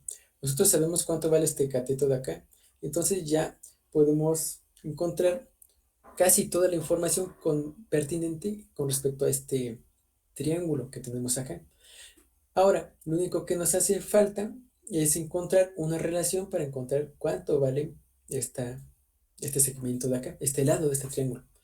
Y para eso quiero que vean que se cumple algo bastante bonito, que es que estos dos triángulos van a ser semejantes. ¿Por qué tienen que ser semejantes? Porque, bueno, comparten este ángulo θ y por otro lado van a compartir un ángulo recto, ¿sí? Entonces, como comparten dos ángulos y por consiguiente el tercero, los dos triángulos van a ser semejantes. Entonces, con que yo conozca cuánto vale el valor de dos catetos de estos triángulos, yo voy a poder encontrar una expresión para encontrar el valor de acá del otro, ¿sí? Espero que lo vean. Y acá, más aún, podemos ver que este cateto de acá vale A. Y ese cateto, que podemos considerarlo como el largo, que va a ser opuesto a θ, va a ser el correspondiente a el cateto que vale esta distancia d que nosotros queremos calcular, ¿sí? Entonces ya nada más tenemos que ahí establecer bien la semejanza de triángulos de forma conveniente, de tal manera que podamos encontrar una relación útil entre esos dos. Y para eso podemos utilizar el otro hecho que habíamos visto antes, que era que esta hipotenusa de este triángulo más este cateto nos tienen que sumar la distancia A, ¿sí? Entonces, si lo decimos explícitamente, nosotros podemos ver que si esta distancia de aquí a acá le ponemos la típica letra para hipotenusa que es C, y a esta distancia de acá a acá le ponemos B, ¿no? Por decir algo, donde B es esto de aquí a acá y C es de aquí a acá, ¿no? Entonces, nosotros sabemos que C más B tiene que ser igual a A. Y déjenme lo hago más zoom para que nos quepa más. Entonces tenemos que, se tiene que cumplir que C más B sea igual a A, ¿no? Y entonces, nos interesa encontrar una expresión para C que nos involucre a esta D, ¿no? a esta, ¿cómo se llama? Sí, a esta distancia D, de tal manera que nosotros podamos al final despejar. Bien, luego, esta expresión que nos relacione a D con C la podemos encontrar a partir de trigonometría. Aquí quiero que noten que nosotros ya sabemos cuánto vale la tangente de teta, ¿sí? Entonces, a partir de una operación sencilla, en principio podemos saber cuánto vale el ángulo teta en sí. Entonces, ya sabiendo el ángulo teta, puedo utilizarlo para, con razones trigonométricas, encontrar el valor de los otros catetos, ¿sí? O bueno, y de la hipotenusa, o al menos para relacionarlos entre sí. En este caso, ¿qué se les ocurre que podríamos hacer para encontrar una expresión que relaciona acá la hipotenusa y este lado D? ¿Qué se les ocurre? Pues va a ser el seno de teta. Exacto, ¿sí? Porque aquí miren, este D va a ser opuesto a teta. Entonces, nosotros vamos a tener que se va a cumplir que esta distancia D sea C por el seno de teta, ¿sí? Porque es el cateto opuesto de este triángulo con respecto a teta. Y entonces, a partir de esto, nosotros podemos encontrar unas relaciones, ¿no? Pero antes de continuar, me gustaría hacer una, ¿cómo se dice? Un recuento de ecuaciones para ver que sí tengamos todos los datos que necesitamos para resolver el problema. Primero, tenemos esta ecuación que nos relaciona a C y B con A. Luego, tenemos esta ecuación que nos relaciona a D con C y con teta. Luego, tenemos esta ecuación de acá que nos define un valor para teta, ¿sí? Y luego, vamos a ver que nos hace falta otra ecuación para resolver, ¿no? Porque tenemos, en este caso, una, dos, no conocemos ni B ni C, entonces son dos incógnitas, tres incógnitas porque tampoco conocemos D, y cuatro incógnitas, porque, bueno, aquí no conocemos teta, pero bueno, esta ecuación nos permite conocerla, ¿no? Entonces tenemos cuatro incógnitas, pero nada más tres ecuaciones. No podemos resolver el problema todavía. Nos hace falta otra ecuación. ¿A alguien se le ocurre más o menos cuál podría ser esa última ecuación?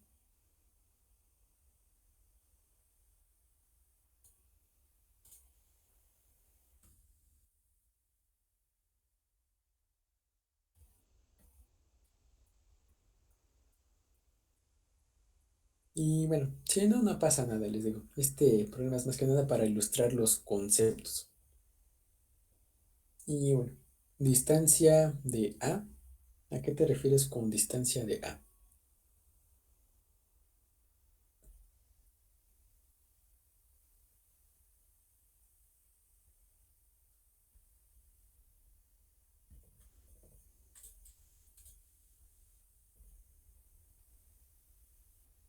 Ándale, justamente.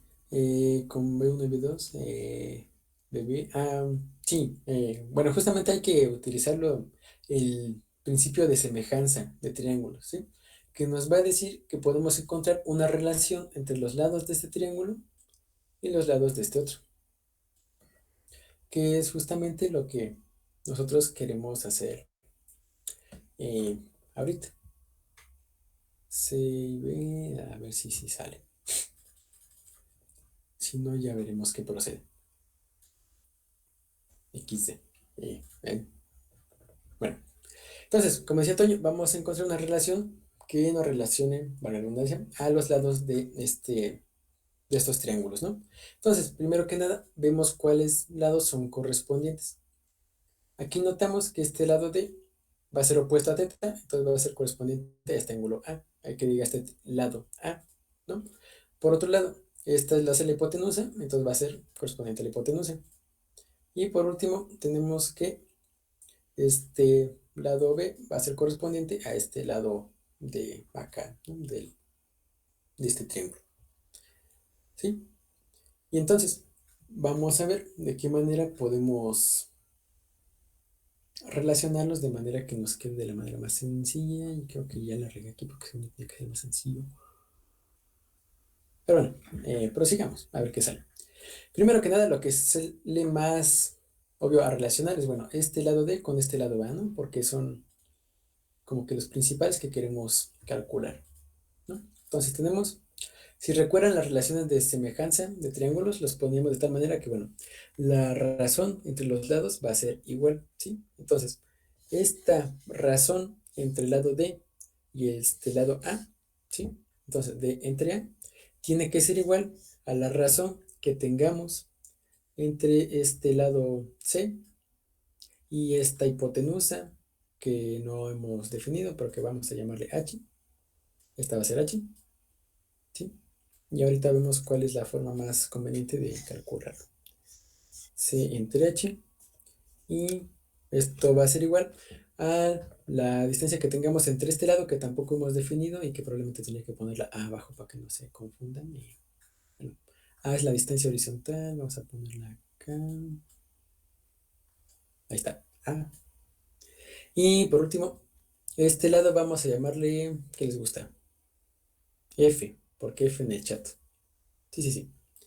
Bueno, entonces este va a ser F entre la medida del lado correspondiente, que es el lado B, ¿no? Que tenemos aquí. ¿Vamos bien hasta aquí? Todo bien, todo bien. ¿Todo bien? Va, me parece bien.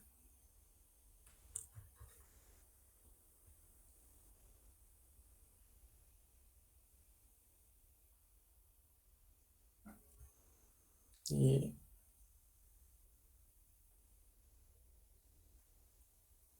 sí, disculpen la interrupción. Sí. Entonces, prosiguiendo, nada más tenemos que ver cómo acabar de relacionar esto. Ya tenemos 4 ecuaciones, ¿sí? Ya tenemos, bueno, y tenemos nuestras 4 incógnitas. Nada más tenemos que escogerlas sabiamente, de tal manera que nos quede lo más razonable posible, ¿no? Sí son 4 incógnitas, porque creo que acá nos surgió otra más, ¿no? Porque tenemos C, pero tampoco conocemos H. Y tenemos una expresión para B acá, pero tampoco conocemos F. Entonces sí nos hace falta aún otra ecuación para encontrar una relación entre F y lo demás, ¿no? Y bueno, si ven, F va a ser el cateto adyacente de este triángulo. Entonces vamos a ver que, bueno, ya nuestra última ecuación va a ser 5, que va a ser que F tiene que ser igual a C por el coseno de el ángulo, ¿no? Que habíamos dicho, ¿sí? Porque es el cateto adyacente de este triángulo con respecto a este ángulo teta. Bien, y bueno, una vez ya establecidas las ecuaciones, después de hacer toda la geometría, lo único que nos resta es resolver el sistema, ¿sí? Y bueno, para eso vamos a usar otra página y vamos a ver qué procede.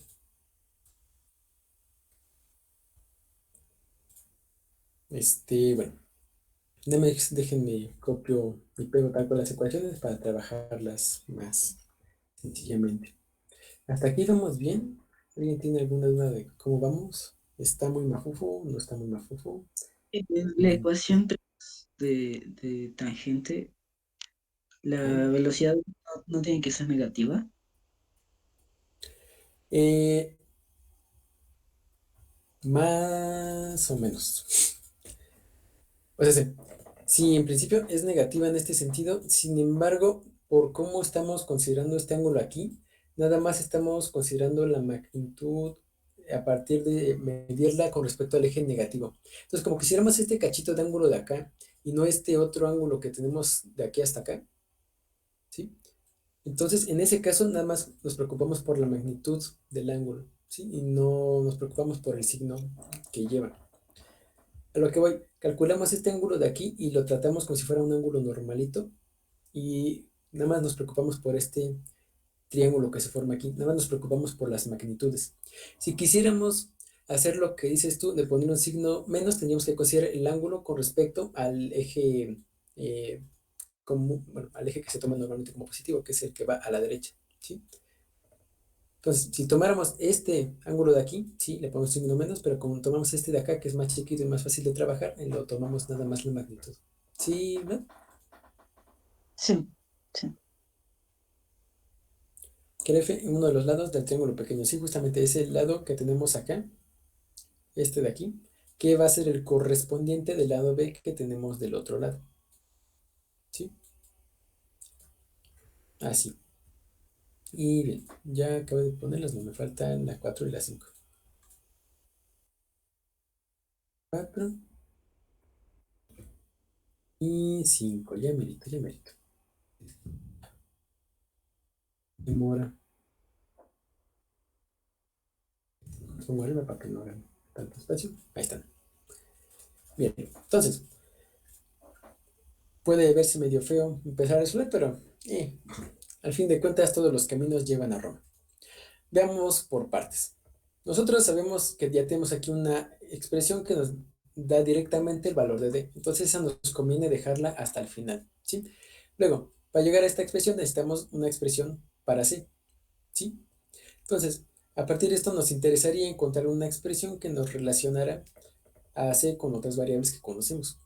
Aquí podemos empezar utilizando la ecuación 1, que dice que C más B, pero es igual a A. Entonces, empezamos despejando, podemos empezar despejando B de aquí para que nos quede una expresión que contenga AC y otros datos conocidos.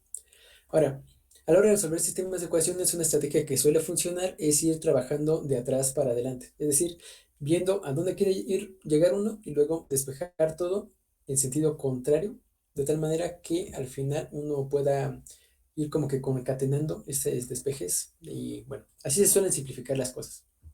Entonces, aquí despejando a C de 1, que diga a B de 1, me queda que B es igual a C menos A.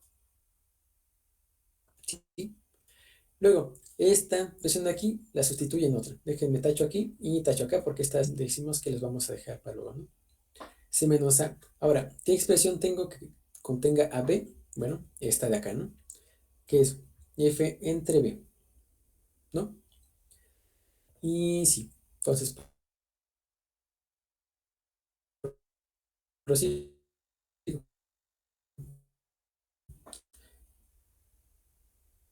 Me interesa utilizar esta parte de una relación de proporción de semejanza, pero que ya no me interesa en el momento presente porque, bueno, puede no ser tan útil para usarla, ¿no? Entonces, si yo escribo esta nueva ecuación utilizando los datos que conozco, me va a quedar que D entre A va a ser igual a F entre B, pero B yo ya sé que es C menos A, entonces lo escribo explícitamente. D entre A es igual a F entre C menos A, ¿sí? Luego, de aquí, ¿qué no conozco yo? No conozco D, pero esa la quiero dejar hasta el final, entonces no le hago caso por ahora. Conozco A, no conozco a C y tampoco conozco a F. Aquí creo que podría empezar trabajando si pongo una expresión aquí para F, ¿sí? Y aquí recordamos que tenemos esta expresión de acá, que es que F va a ser igual a C por el coseno de teta. Entonces, si yo sustituyo esa en la ecuación 4, voy a tener que, si lo sigo escribiendo acá abajo, es tener que D entre A va a ser igual a F, pero F es igual a C por el coseno de teta, entre C menos A. Javi, Mande. por ahí te escribieron en el chat, es A menos C. A menos C es probable que sí sea menos C. C más B es igual a B es igual a menos C. Sí, tiene razón, Antonio. Muchas gracias por la corrección. Ya ven que luego los signos se ponen rebeldes. A menos C. Muchas gracias. A menos C y A menos C. Va. A menos C. Muy bien. Y entonces, a partir de esta ecuación de aquí, ya podemos despejarse. Quiero que lo noten. ¿Cómo sé que puedo despejarse? Porque, bueno, puedo pasar esto multiplicando. Aquí distribuir y luego pasar todas las de un lado, factorizar y ya al final encontrar una expresión para C en términos de D, A y del ángulo teta, que son los datos que conocemos al final del día, lo cual es lo importante.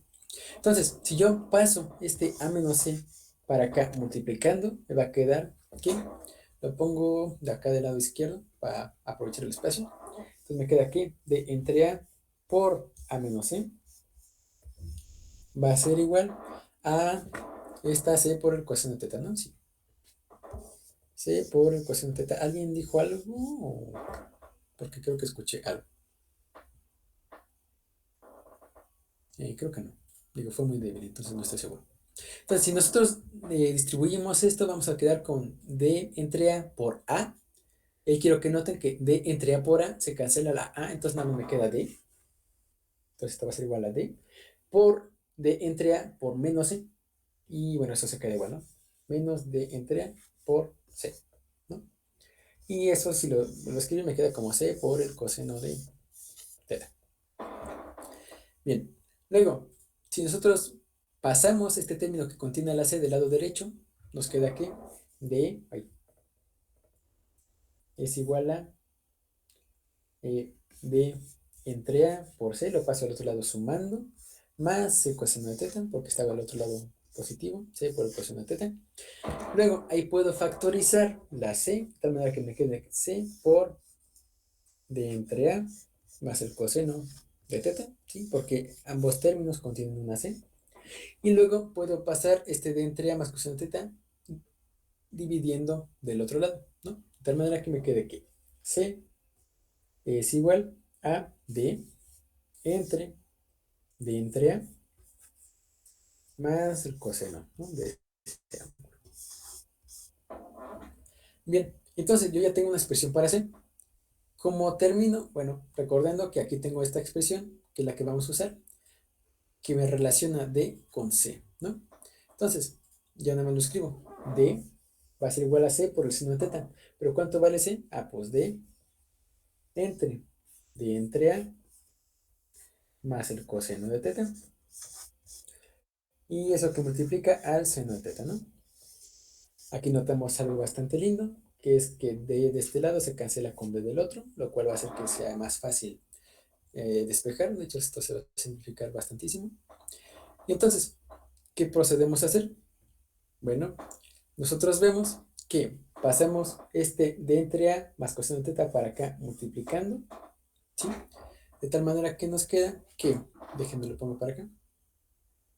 Ah, bueno, y aquí nota importante, esta D como se canceló con la otra, aquí tenemos un 1, ¿sí? Entonces, a la hora de pasar multiplicando este D entre A más coseno de teta, nada más nos queda el D entre A más coseno de teta del lado izquierdo, ¿sí? Entonces, acá continuando nos queda como D entre A más el coseno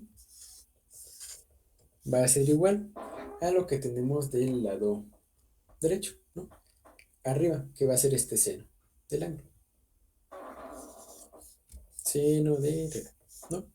Y a partir de aquí ya podemos despejar fácilmente esta D, ¿no? Nada más pasamos el coseno del otro lado restando, de manera que nos quede como D entre A es igual a seno de teta menos coseno de teta. Y por último tenemos que D es igual a que pasa multiplicando por todo esto, ¿no? Seno menos coseno. Y bueno, ya, esta es una expresión decente. Ya para terminar, nada más notamos que conocemos el valor de teta, ¿no? Porque nosotros teníamos que la tangente de este ángulo teta iba a ser V2 entre V1. Y luego de aquí hay varias formas de proceder.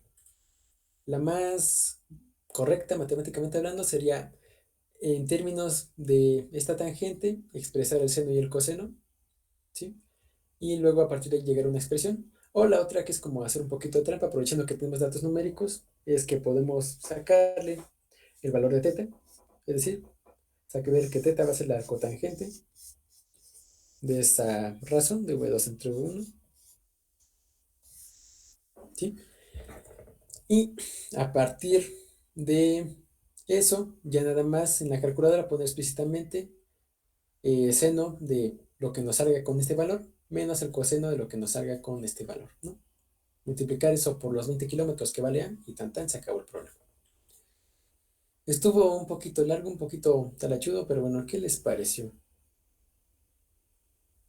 Epiquísimo. Sí, vamos. Sexy. Me... Bueno, espero que les haya gustado. Es un problema bonito, sacado directamente de los estonios. Es tecnología europea. Jejeje. Pero bueno, tenía planeado este problema, pero creo que ya no nos va a dar tiempo de checarlo porque sí está un poquito extenso como este. Pero bueno, al menos yo creo que sí nos va a dar chance de ver cómo se desarrolla un poquito, porque a partir de eso vamos a poder ver un poquito cómo se relaciona eso con la expresión que teníamos, ¿no? Antes, que es bueno, perdón, estaba Se me fue el avión. Hablando de problemas de aviones, Uy, se me fue el duda, avión. duda. Ajá. ¿Cómo Mande, es ¿qué con pasa? cálculo? ¿Cómo es con cálculo? Sí me quedé con la duda. ¿Cómo es con cálculo? Está interesantoso con cálculo. Un tazo. Eh, que conste que tú preguntaste. Bueno, con cálculo, el, digo, esta es la forma bonita, trucosa, mafiosa, mañosa de hacerlo. Con cálculo es la manera de hacerlo a la fuerza bruta, como cavernícola. No como cavernícola, es muchísimo más avanzado el cálculo matemáticamente hablando, pero al final del día uno acaba trabajando muchísimo más. Entonces por eso es que es fuerza bruta. Y pues ajá, fuerza bruta igual a cavernícola, según algunos estándares. Pero bueno, nosotros dibujamos el mismo sistema de antes con nuestro avioncito azul acá, que se mueve para acá con una velocidad V1. Y por otro lado nuestro avioncito rojo por acá, que se mueve con una velocidad V2. ¿Sí? Nosotros vamos a poder parametrizar esto, que sería como la forma más tradicional de hacerlo, si colocamos un origen aquí, de tal manera que, bueno, este sea la dirección Y positiva y esta sea la dirección X positiva, ¿no? X para acá, Y para acá. Una vez hecho eso, nosotros podemos describir el movimiento de los aviones en estos ejes, ¿sí? Bueno, aquí nada más recordando que aquí están en A y aquí están en A, ¿no? Eso es lo que vale la distancia. Pero por cómo parametrizamos el sistema, esa coordenada, de acuerdo a cómo lo pusimos, esta vale menos A, porque está del lado y negativo de las X, y esta coordenada de acá también vale menos A, porque está en el lado negativo de las Y, ¿no? Las Y positivas son para arriba y esto está abajo. El sentido positivo de las X es a la derecha y esto está a la izquierda. Entonces hay que hay que notar eso bien, ¿no? Entonces ya a partir de eso nada más escribimos la ecuación de cada una de las dos. Vamos a escribirle, bueno, como este se mueve en el eje X nada más y este nada más se mueve en el eje Y, nada más voy a poner X, ¿sí? Para referirme al avión 1 y Y para referirme al avión 2. Pero bueno, en general en otros problemas puede darse una situación un poquito distinta, ¿no? Entonces, si yo escribo la ecuación de posición de este avión en este sistema que tengo aquí, voy a tener que, bueno, es x0 más v1 por t, ¿no? Y aquí notamos que x0 es su coordenada inicial en x, ¿no? Que va a ser menos a, ¿no? Entonces, si nosotros lo escribimos, nos queda como menos a más v1 por t. Ahí está en x. Luego en y hacemos lo mismo. Y si lo ponemos explícitamente, nos queda que es y0 más v2 por t. O lo que es lo mismo, menos a, porque es su coordenada en y, más v2 por t. Eso se mantiene igual. Y luego, aquí es donde entra la parte fea. Hay que encontrar una forma de describir la distancia que tenemos entre los dos aviones. La distancia entre los dos aviones es esta línea verde que voy a dibujar aquí, ¿sí? Esta línea verde la podemos calcular a partir de su coordenada en X y su coordenada en Y, porque si ves, aunque los aviones se muevan, por ejemplo, si este se pasa para acá y este se pasa para acá, va a seguir cumpliéndose que van a estar en este sistema ortogonal, de tal forma que uno de los catetos del triángulo rectángulo que forman va a ser la coordenada en X de este y el otro va a ser la coordenada en Y de este. Espero que lo vean. Y no espero, los hago que lo vean. Déjenme lo pongo en un instante posterior, suponiendo que este esté, por ejemplo, por acá y que este esté, por ejemplo, por acá, ¿no? Más o menos. Entonces, la distancia entre los dos va a ser esta de acá. Y justamente sus catetos va a ser la posición que tenga este en X y la posición que tenga este en Y, ¿no? Este va a ser la medida del cateto, y la distancia entre ellos va a ser esta hipotenusa. Y aquí esto se ve muy simétrico para mi gusto. El problema no es simétrico, entonces no tiene sentido dibujarlo así. De hecho, una velocidad es mayor que la otra, entonces ese triángulo se va a reducir cada vez más y bueno, va a ser una forma ahí extraña, ¿no? Curiosita. Ahí está. Ya se ve más feo. Bien, y bueno, déjame paso la X acá para que se vea. También, ¿no? X, ahí está.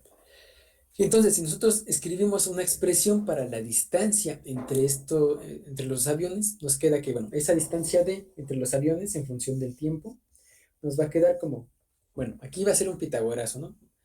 La distancia va a ser la hipotenusa y estos van a ser los catetos, ¿no? Entonces, ya escribiéndolo todo, nos va a quedar como la raíz cuadrada de la suma al cuadrado de los catetos. ¿no? Entonces nos va a quedar raíz cuadrada de x cuadrada más y cuadrada, ¿no? Que es esto de aquí. Y ahí la cosa es que para saber cuánto vale esta función del tiempo, tenemos que sustituir estas expresiones aquí abajo, ¿sí? Entonces, si hacemos eso, nos queda la raíz cuadrada de x cuadrada, pero x cuadrada va a ser menos a más v1 por t al cuadrado. Y aquí esto es lo que les decía, que se ponía muy fea la talacha muy pronto si uno intentaba hacerla por el otro método, ¿sí? Porque, bueno, aquí se traen consigo talachas que por lo general son feas, ¿no? Uno puede desarrollar esta expresión de aquí, me da flojera hacerlo, ahí se los dejo de tarea moral si gustan hacerlo. Y bueno, llega a una expresión, ¿no? Ahora, esa expresión va a ser una función que te describe la distancia en función del tiempo. Esa función tú la puedes derivar y hacer un proceso que se conoce como maximización, ¿sí? Vamos a ponerlo explícitamente en GeoGebra para que vean a lo que me estoy refiriendo. Y bueno, ahí, si tenemos este cable, este sí. Es que me gusta mucho el problema, lo tenía que poner, aunque sea de cala. Entonces, sí está compartiéndose GeoGebra, sí. Entonces, les decía, la expresión que teníamos antes se ve como menos a más v1 por t al cuadrado más menos a más v2 por t al cuadrado. Entonces, si me permiten, voy a crear unos valores y voy a copiar la expresión para que vean más o menos cómo se comporta, ¿sí? Entonces, en vez de poner a, bueno, a va a ser a, de hecho. Luego, V1 la voy a llamar V, V2 la voy a llamar U, y lo demás creo que ya está bien definido, ¿no? Entonces, aquí tengo estos tres deslizadores que me van a permitir darles diferentes valores a los parámetros. Voy a poner V un poquito más grande de tal manera que se vea más o menos así, ¿no? Y bueno, la expresión que nos quedaba era la raíz cuadrada, les decía, de paréntesis, menos A, eh, más V1 que decíamos que era V por T, pero en T ahorita vamos a considerarlo como X porque es lo que tenemos aquí para graficar. Y luego eso al cuadrado, más, lo mismo, pero con Y, ¿no? Más menos A, ¿dónde está la? Aquí está la. Más, V, pero no es V, ahorita consideramos X, que diga U, que era nuestra V2, y en vez de T dijimos que íbamos a ponerle T, ¿no? Más VX, y luego eso al cuadrado. Y ahí está, esta es esta función un tanto fea que nos queda, ¿no? Espérate, no, no, sí, pero aquí, ¿qué pasó aquí? No, vale. Ahora se puso rebelde, espérense. Bueno, aquí, al 0,178 para poner el cuadrado. Y vamos a robarle el cuadrado de afuera. Lo robamos, espérate. Problemas técnicos, el cojero se puso rebelde. Disculpen ustedes. Ahí está. Quítate el cuadrado, quítate. Ahí está. Queda feo, pero bueno. Esta es una expresión que debería de simplificarse en algún punto más. No tiene la forma que me gustaría que tuviera. A lo mejor es por los valores. Y esto debería No se moverse a te la hora de puso mover el los valores, que cuadrado, es Javier. como que no se puso el cuadrado. No, no se te puso el Cállate, cuadrado. no. No, ¿Quién se eres? puso rebelde. Creo que anda de rebelde el GeoGebra. Porque Estás interrumpiendo la masterclass, cállate, por favor. estoy en un masterclass, un inciso extra. Sí, de hecho sí. Menos a más Vx, más Vx al cuadrado, raíz cuadrada. Ahí está, debería funcionar. Ahora sí. Para ponle más. Ay. Les digo, los reflejos Para son ponle menos. Oh, chihuahua. Menos a más Vx más menos a más Vx al cuadrado, raíz cuadrada. O debería funcionar mejor. Hmm,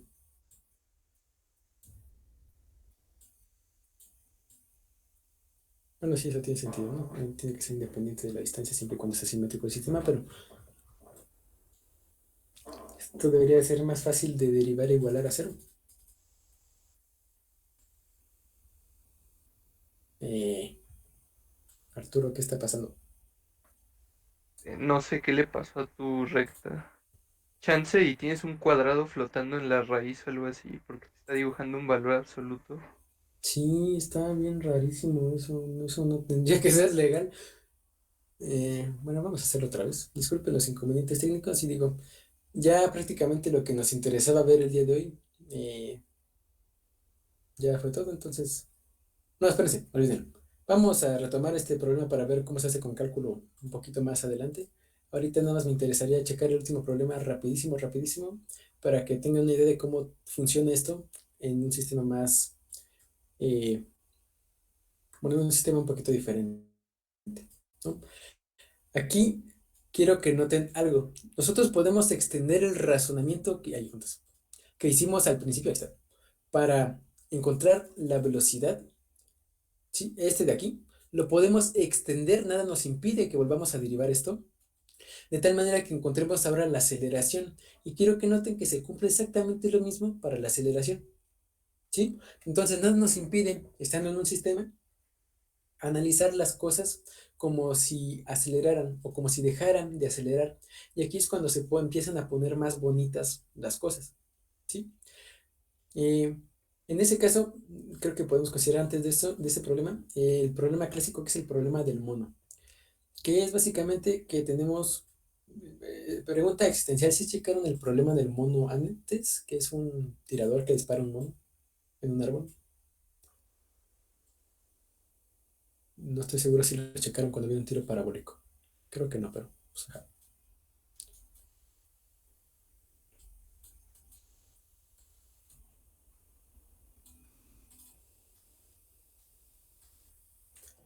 ¿No? Bueno, entonces el sistema es más o menos así. Tenemos a un señor tirador que tiene un rifle y el señor tirador es malvado y entonces le dispara al señor chango, ¿no? El chango, queriéndose escapar del tirador, lo que hace es que se suelta al momento en el que oye que la bala sale disparada. Sin embargo, lo que pasa es altamente trágico para el mono, altamente conveniente para el cazador, y es que sin importar que se tire el mono y sin importar qué tan rápido viaje la bala, siempre y cuando tenga velocidad de bala, más o menos, siempre de los siempre, siempre, casi siempre, vaya, va a pegarle al mono, sin importar qué tan rápido vaya la bala y sin importar qué tan alto esté el mono, siempre y cuando se cumpla que el tirador apunte directamente al chango y que el chango se deje caer justo en el momento en el que tira el gatillo. Y eso de hecho lo podemos ver explícitamente. Eh, Walter Lewin, les decía el otro día, es un profesor del MIT retirado que tiene unos videos muy interesantes en YouTube que le recomendamos mucho que cheque. Particularmente uno de ellos checa justamente este problema del changuito, del pobre changuito que se lo van a petatear. Pero para efectos prácticos, en el desarrollo de este video educativo, ningún chango fue dañado, lo juramos solemnemente.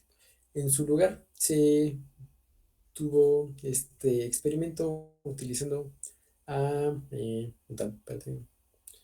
Ahí está, Continue Monkey, The Monkey Say, No Gravity. Eso es lo que vamos a ver ahorita. Podemos desarrollar, quitar la gravedad. Ahí está el chango y debería haber un momento en el que le pegara el tiro. Hay otros videos que lo hacen más dramático, que lo hacen con una sandía y con una pistola. La cosa es que, sin importar qué tan potente dispare la sandía, de que la pistola que diga, siempre le va a pegar a la sandía, provisto que se cumpla la misma situación que en este sistema. Sí, ahí está el pobre chango de peluche, al que van a poner a cazar. Ahí ya se puso su sombrero de cazador y bueno, va a cazar al pobre changuito. Ahí está haciendo el sistema de tal manera que quede justamente apuntando al changuito. Y bueno, vamos a ver el video. Espérense, déjenme. Lo pongo en velocidad decente y con subtítulos en español. No, subtítulos en español. Disculpas. No, sí hay subtítulos en español. Espérenme tantito. Spanish. Ahí está. Robert, don't let go yet. Espérate. Y déjame lo pongo en velocidad normal. El changuito se llama Robert. Pobre Robert, se lo van a comer. O bueno, no comer, pero le van a disparar. I can feel he's shaking all over his body. He's very nervous. Robert, don't let go yet. Oh, let me show you. It's important that you know that we have done everything we can to aim this gun as accurately as we can at Robert.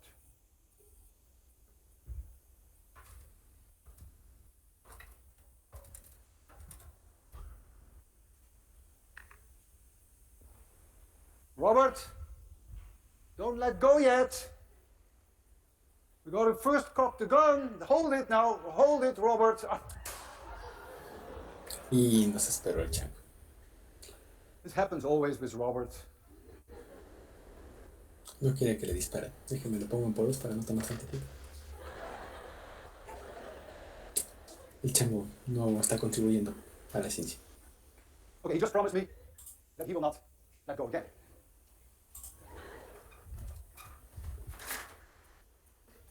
When I cock the gun, if I can find the golf ball, it's here, then the electric circuit takes over, and now the current will be disconnected when the gun is fired.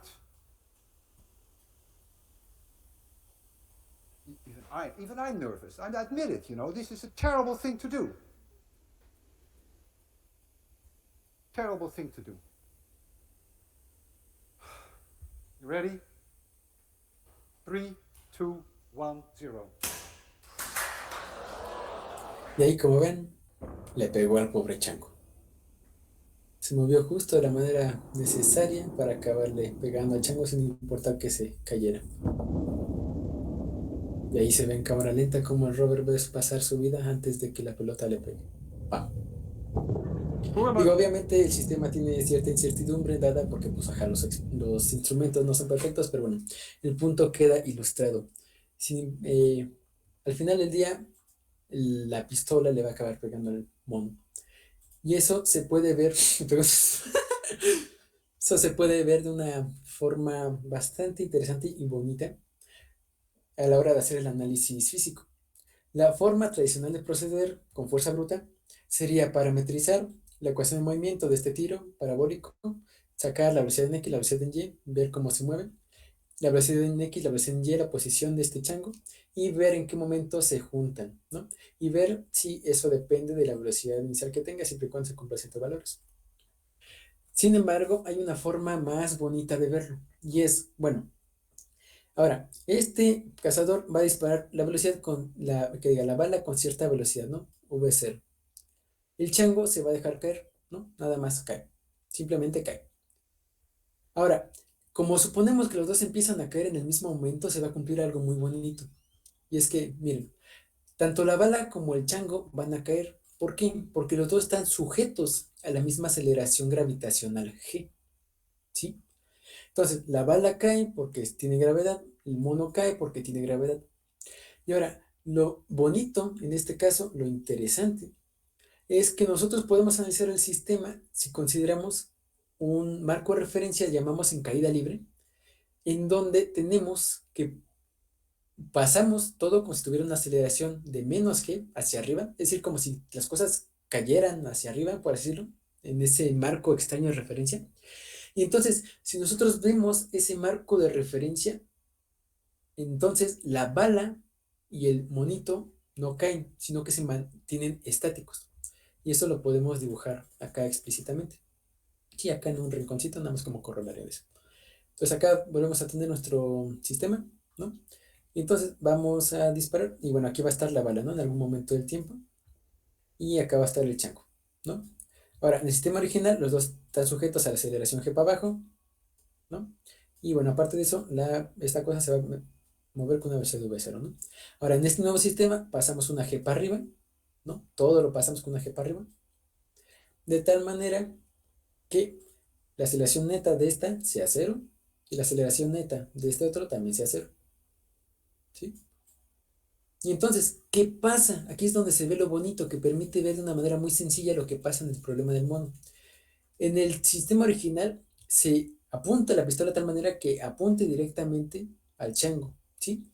Entonces, en este marco de referencia en el que no hay gravedad, la pistola, o bueno, la bala, perdón, se mueve en línea recta directo al mono. Y como el mono está cayendo, es decir, no se puede mover, la bala inevitablemente le va a pegar, ¿sí? Porque nada más sigue cumpliendo este movimiento en línea recta en el marco en el que los dos están, ¿sí? Entonces, si lo ve uno así, se puede ver por qué el pobre Robert acaba siendo cazado al final del día. Y bueno, sirve para ilustrar por qué podemos aplicar este tipo de cambios de marcos de referencia, inclusive con aceleraciones, y cómo pueden ser extremadamente útiles cuando tenemos cosas que caen, ¿no? Digo, podemos aplicarla en este caso, pero también se pueden aplicar en muchos otros, ¿no? Ahí si gustan, luego les mando unos problemas para que los chequen. Y bueno, ya por mi parte eso sería todo por el día de hoy. Y en la sesión de mañana vamos a hacer algo un poquito diferente, entonces es extremadamente importante que si pueden estén, hagan lo posible para estar en la sesión de mañana sábado, igual misma batidora, mismo canal, 7 de la noche por acá, nos vemos. Entonces, un placer estar con ustedes, chao, chao. Chips, ya puedes parar la grabación, por favor.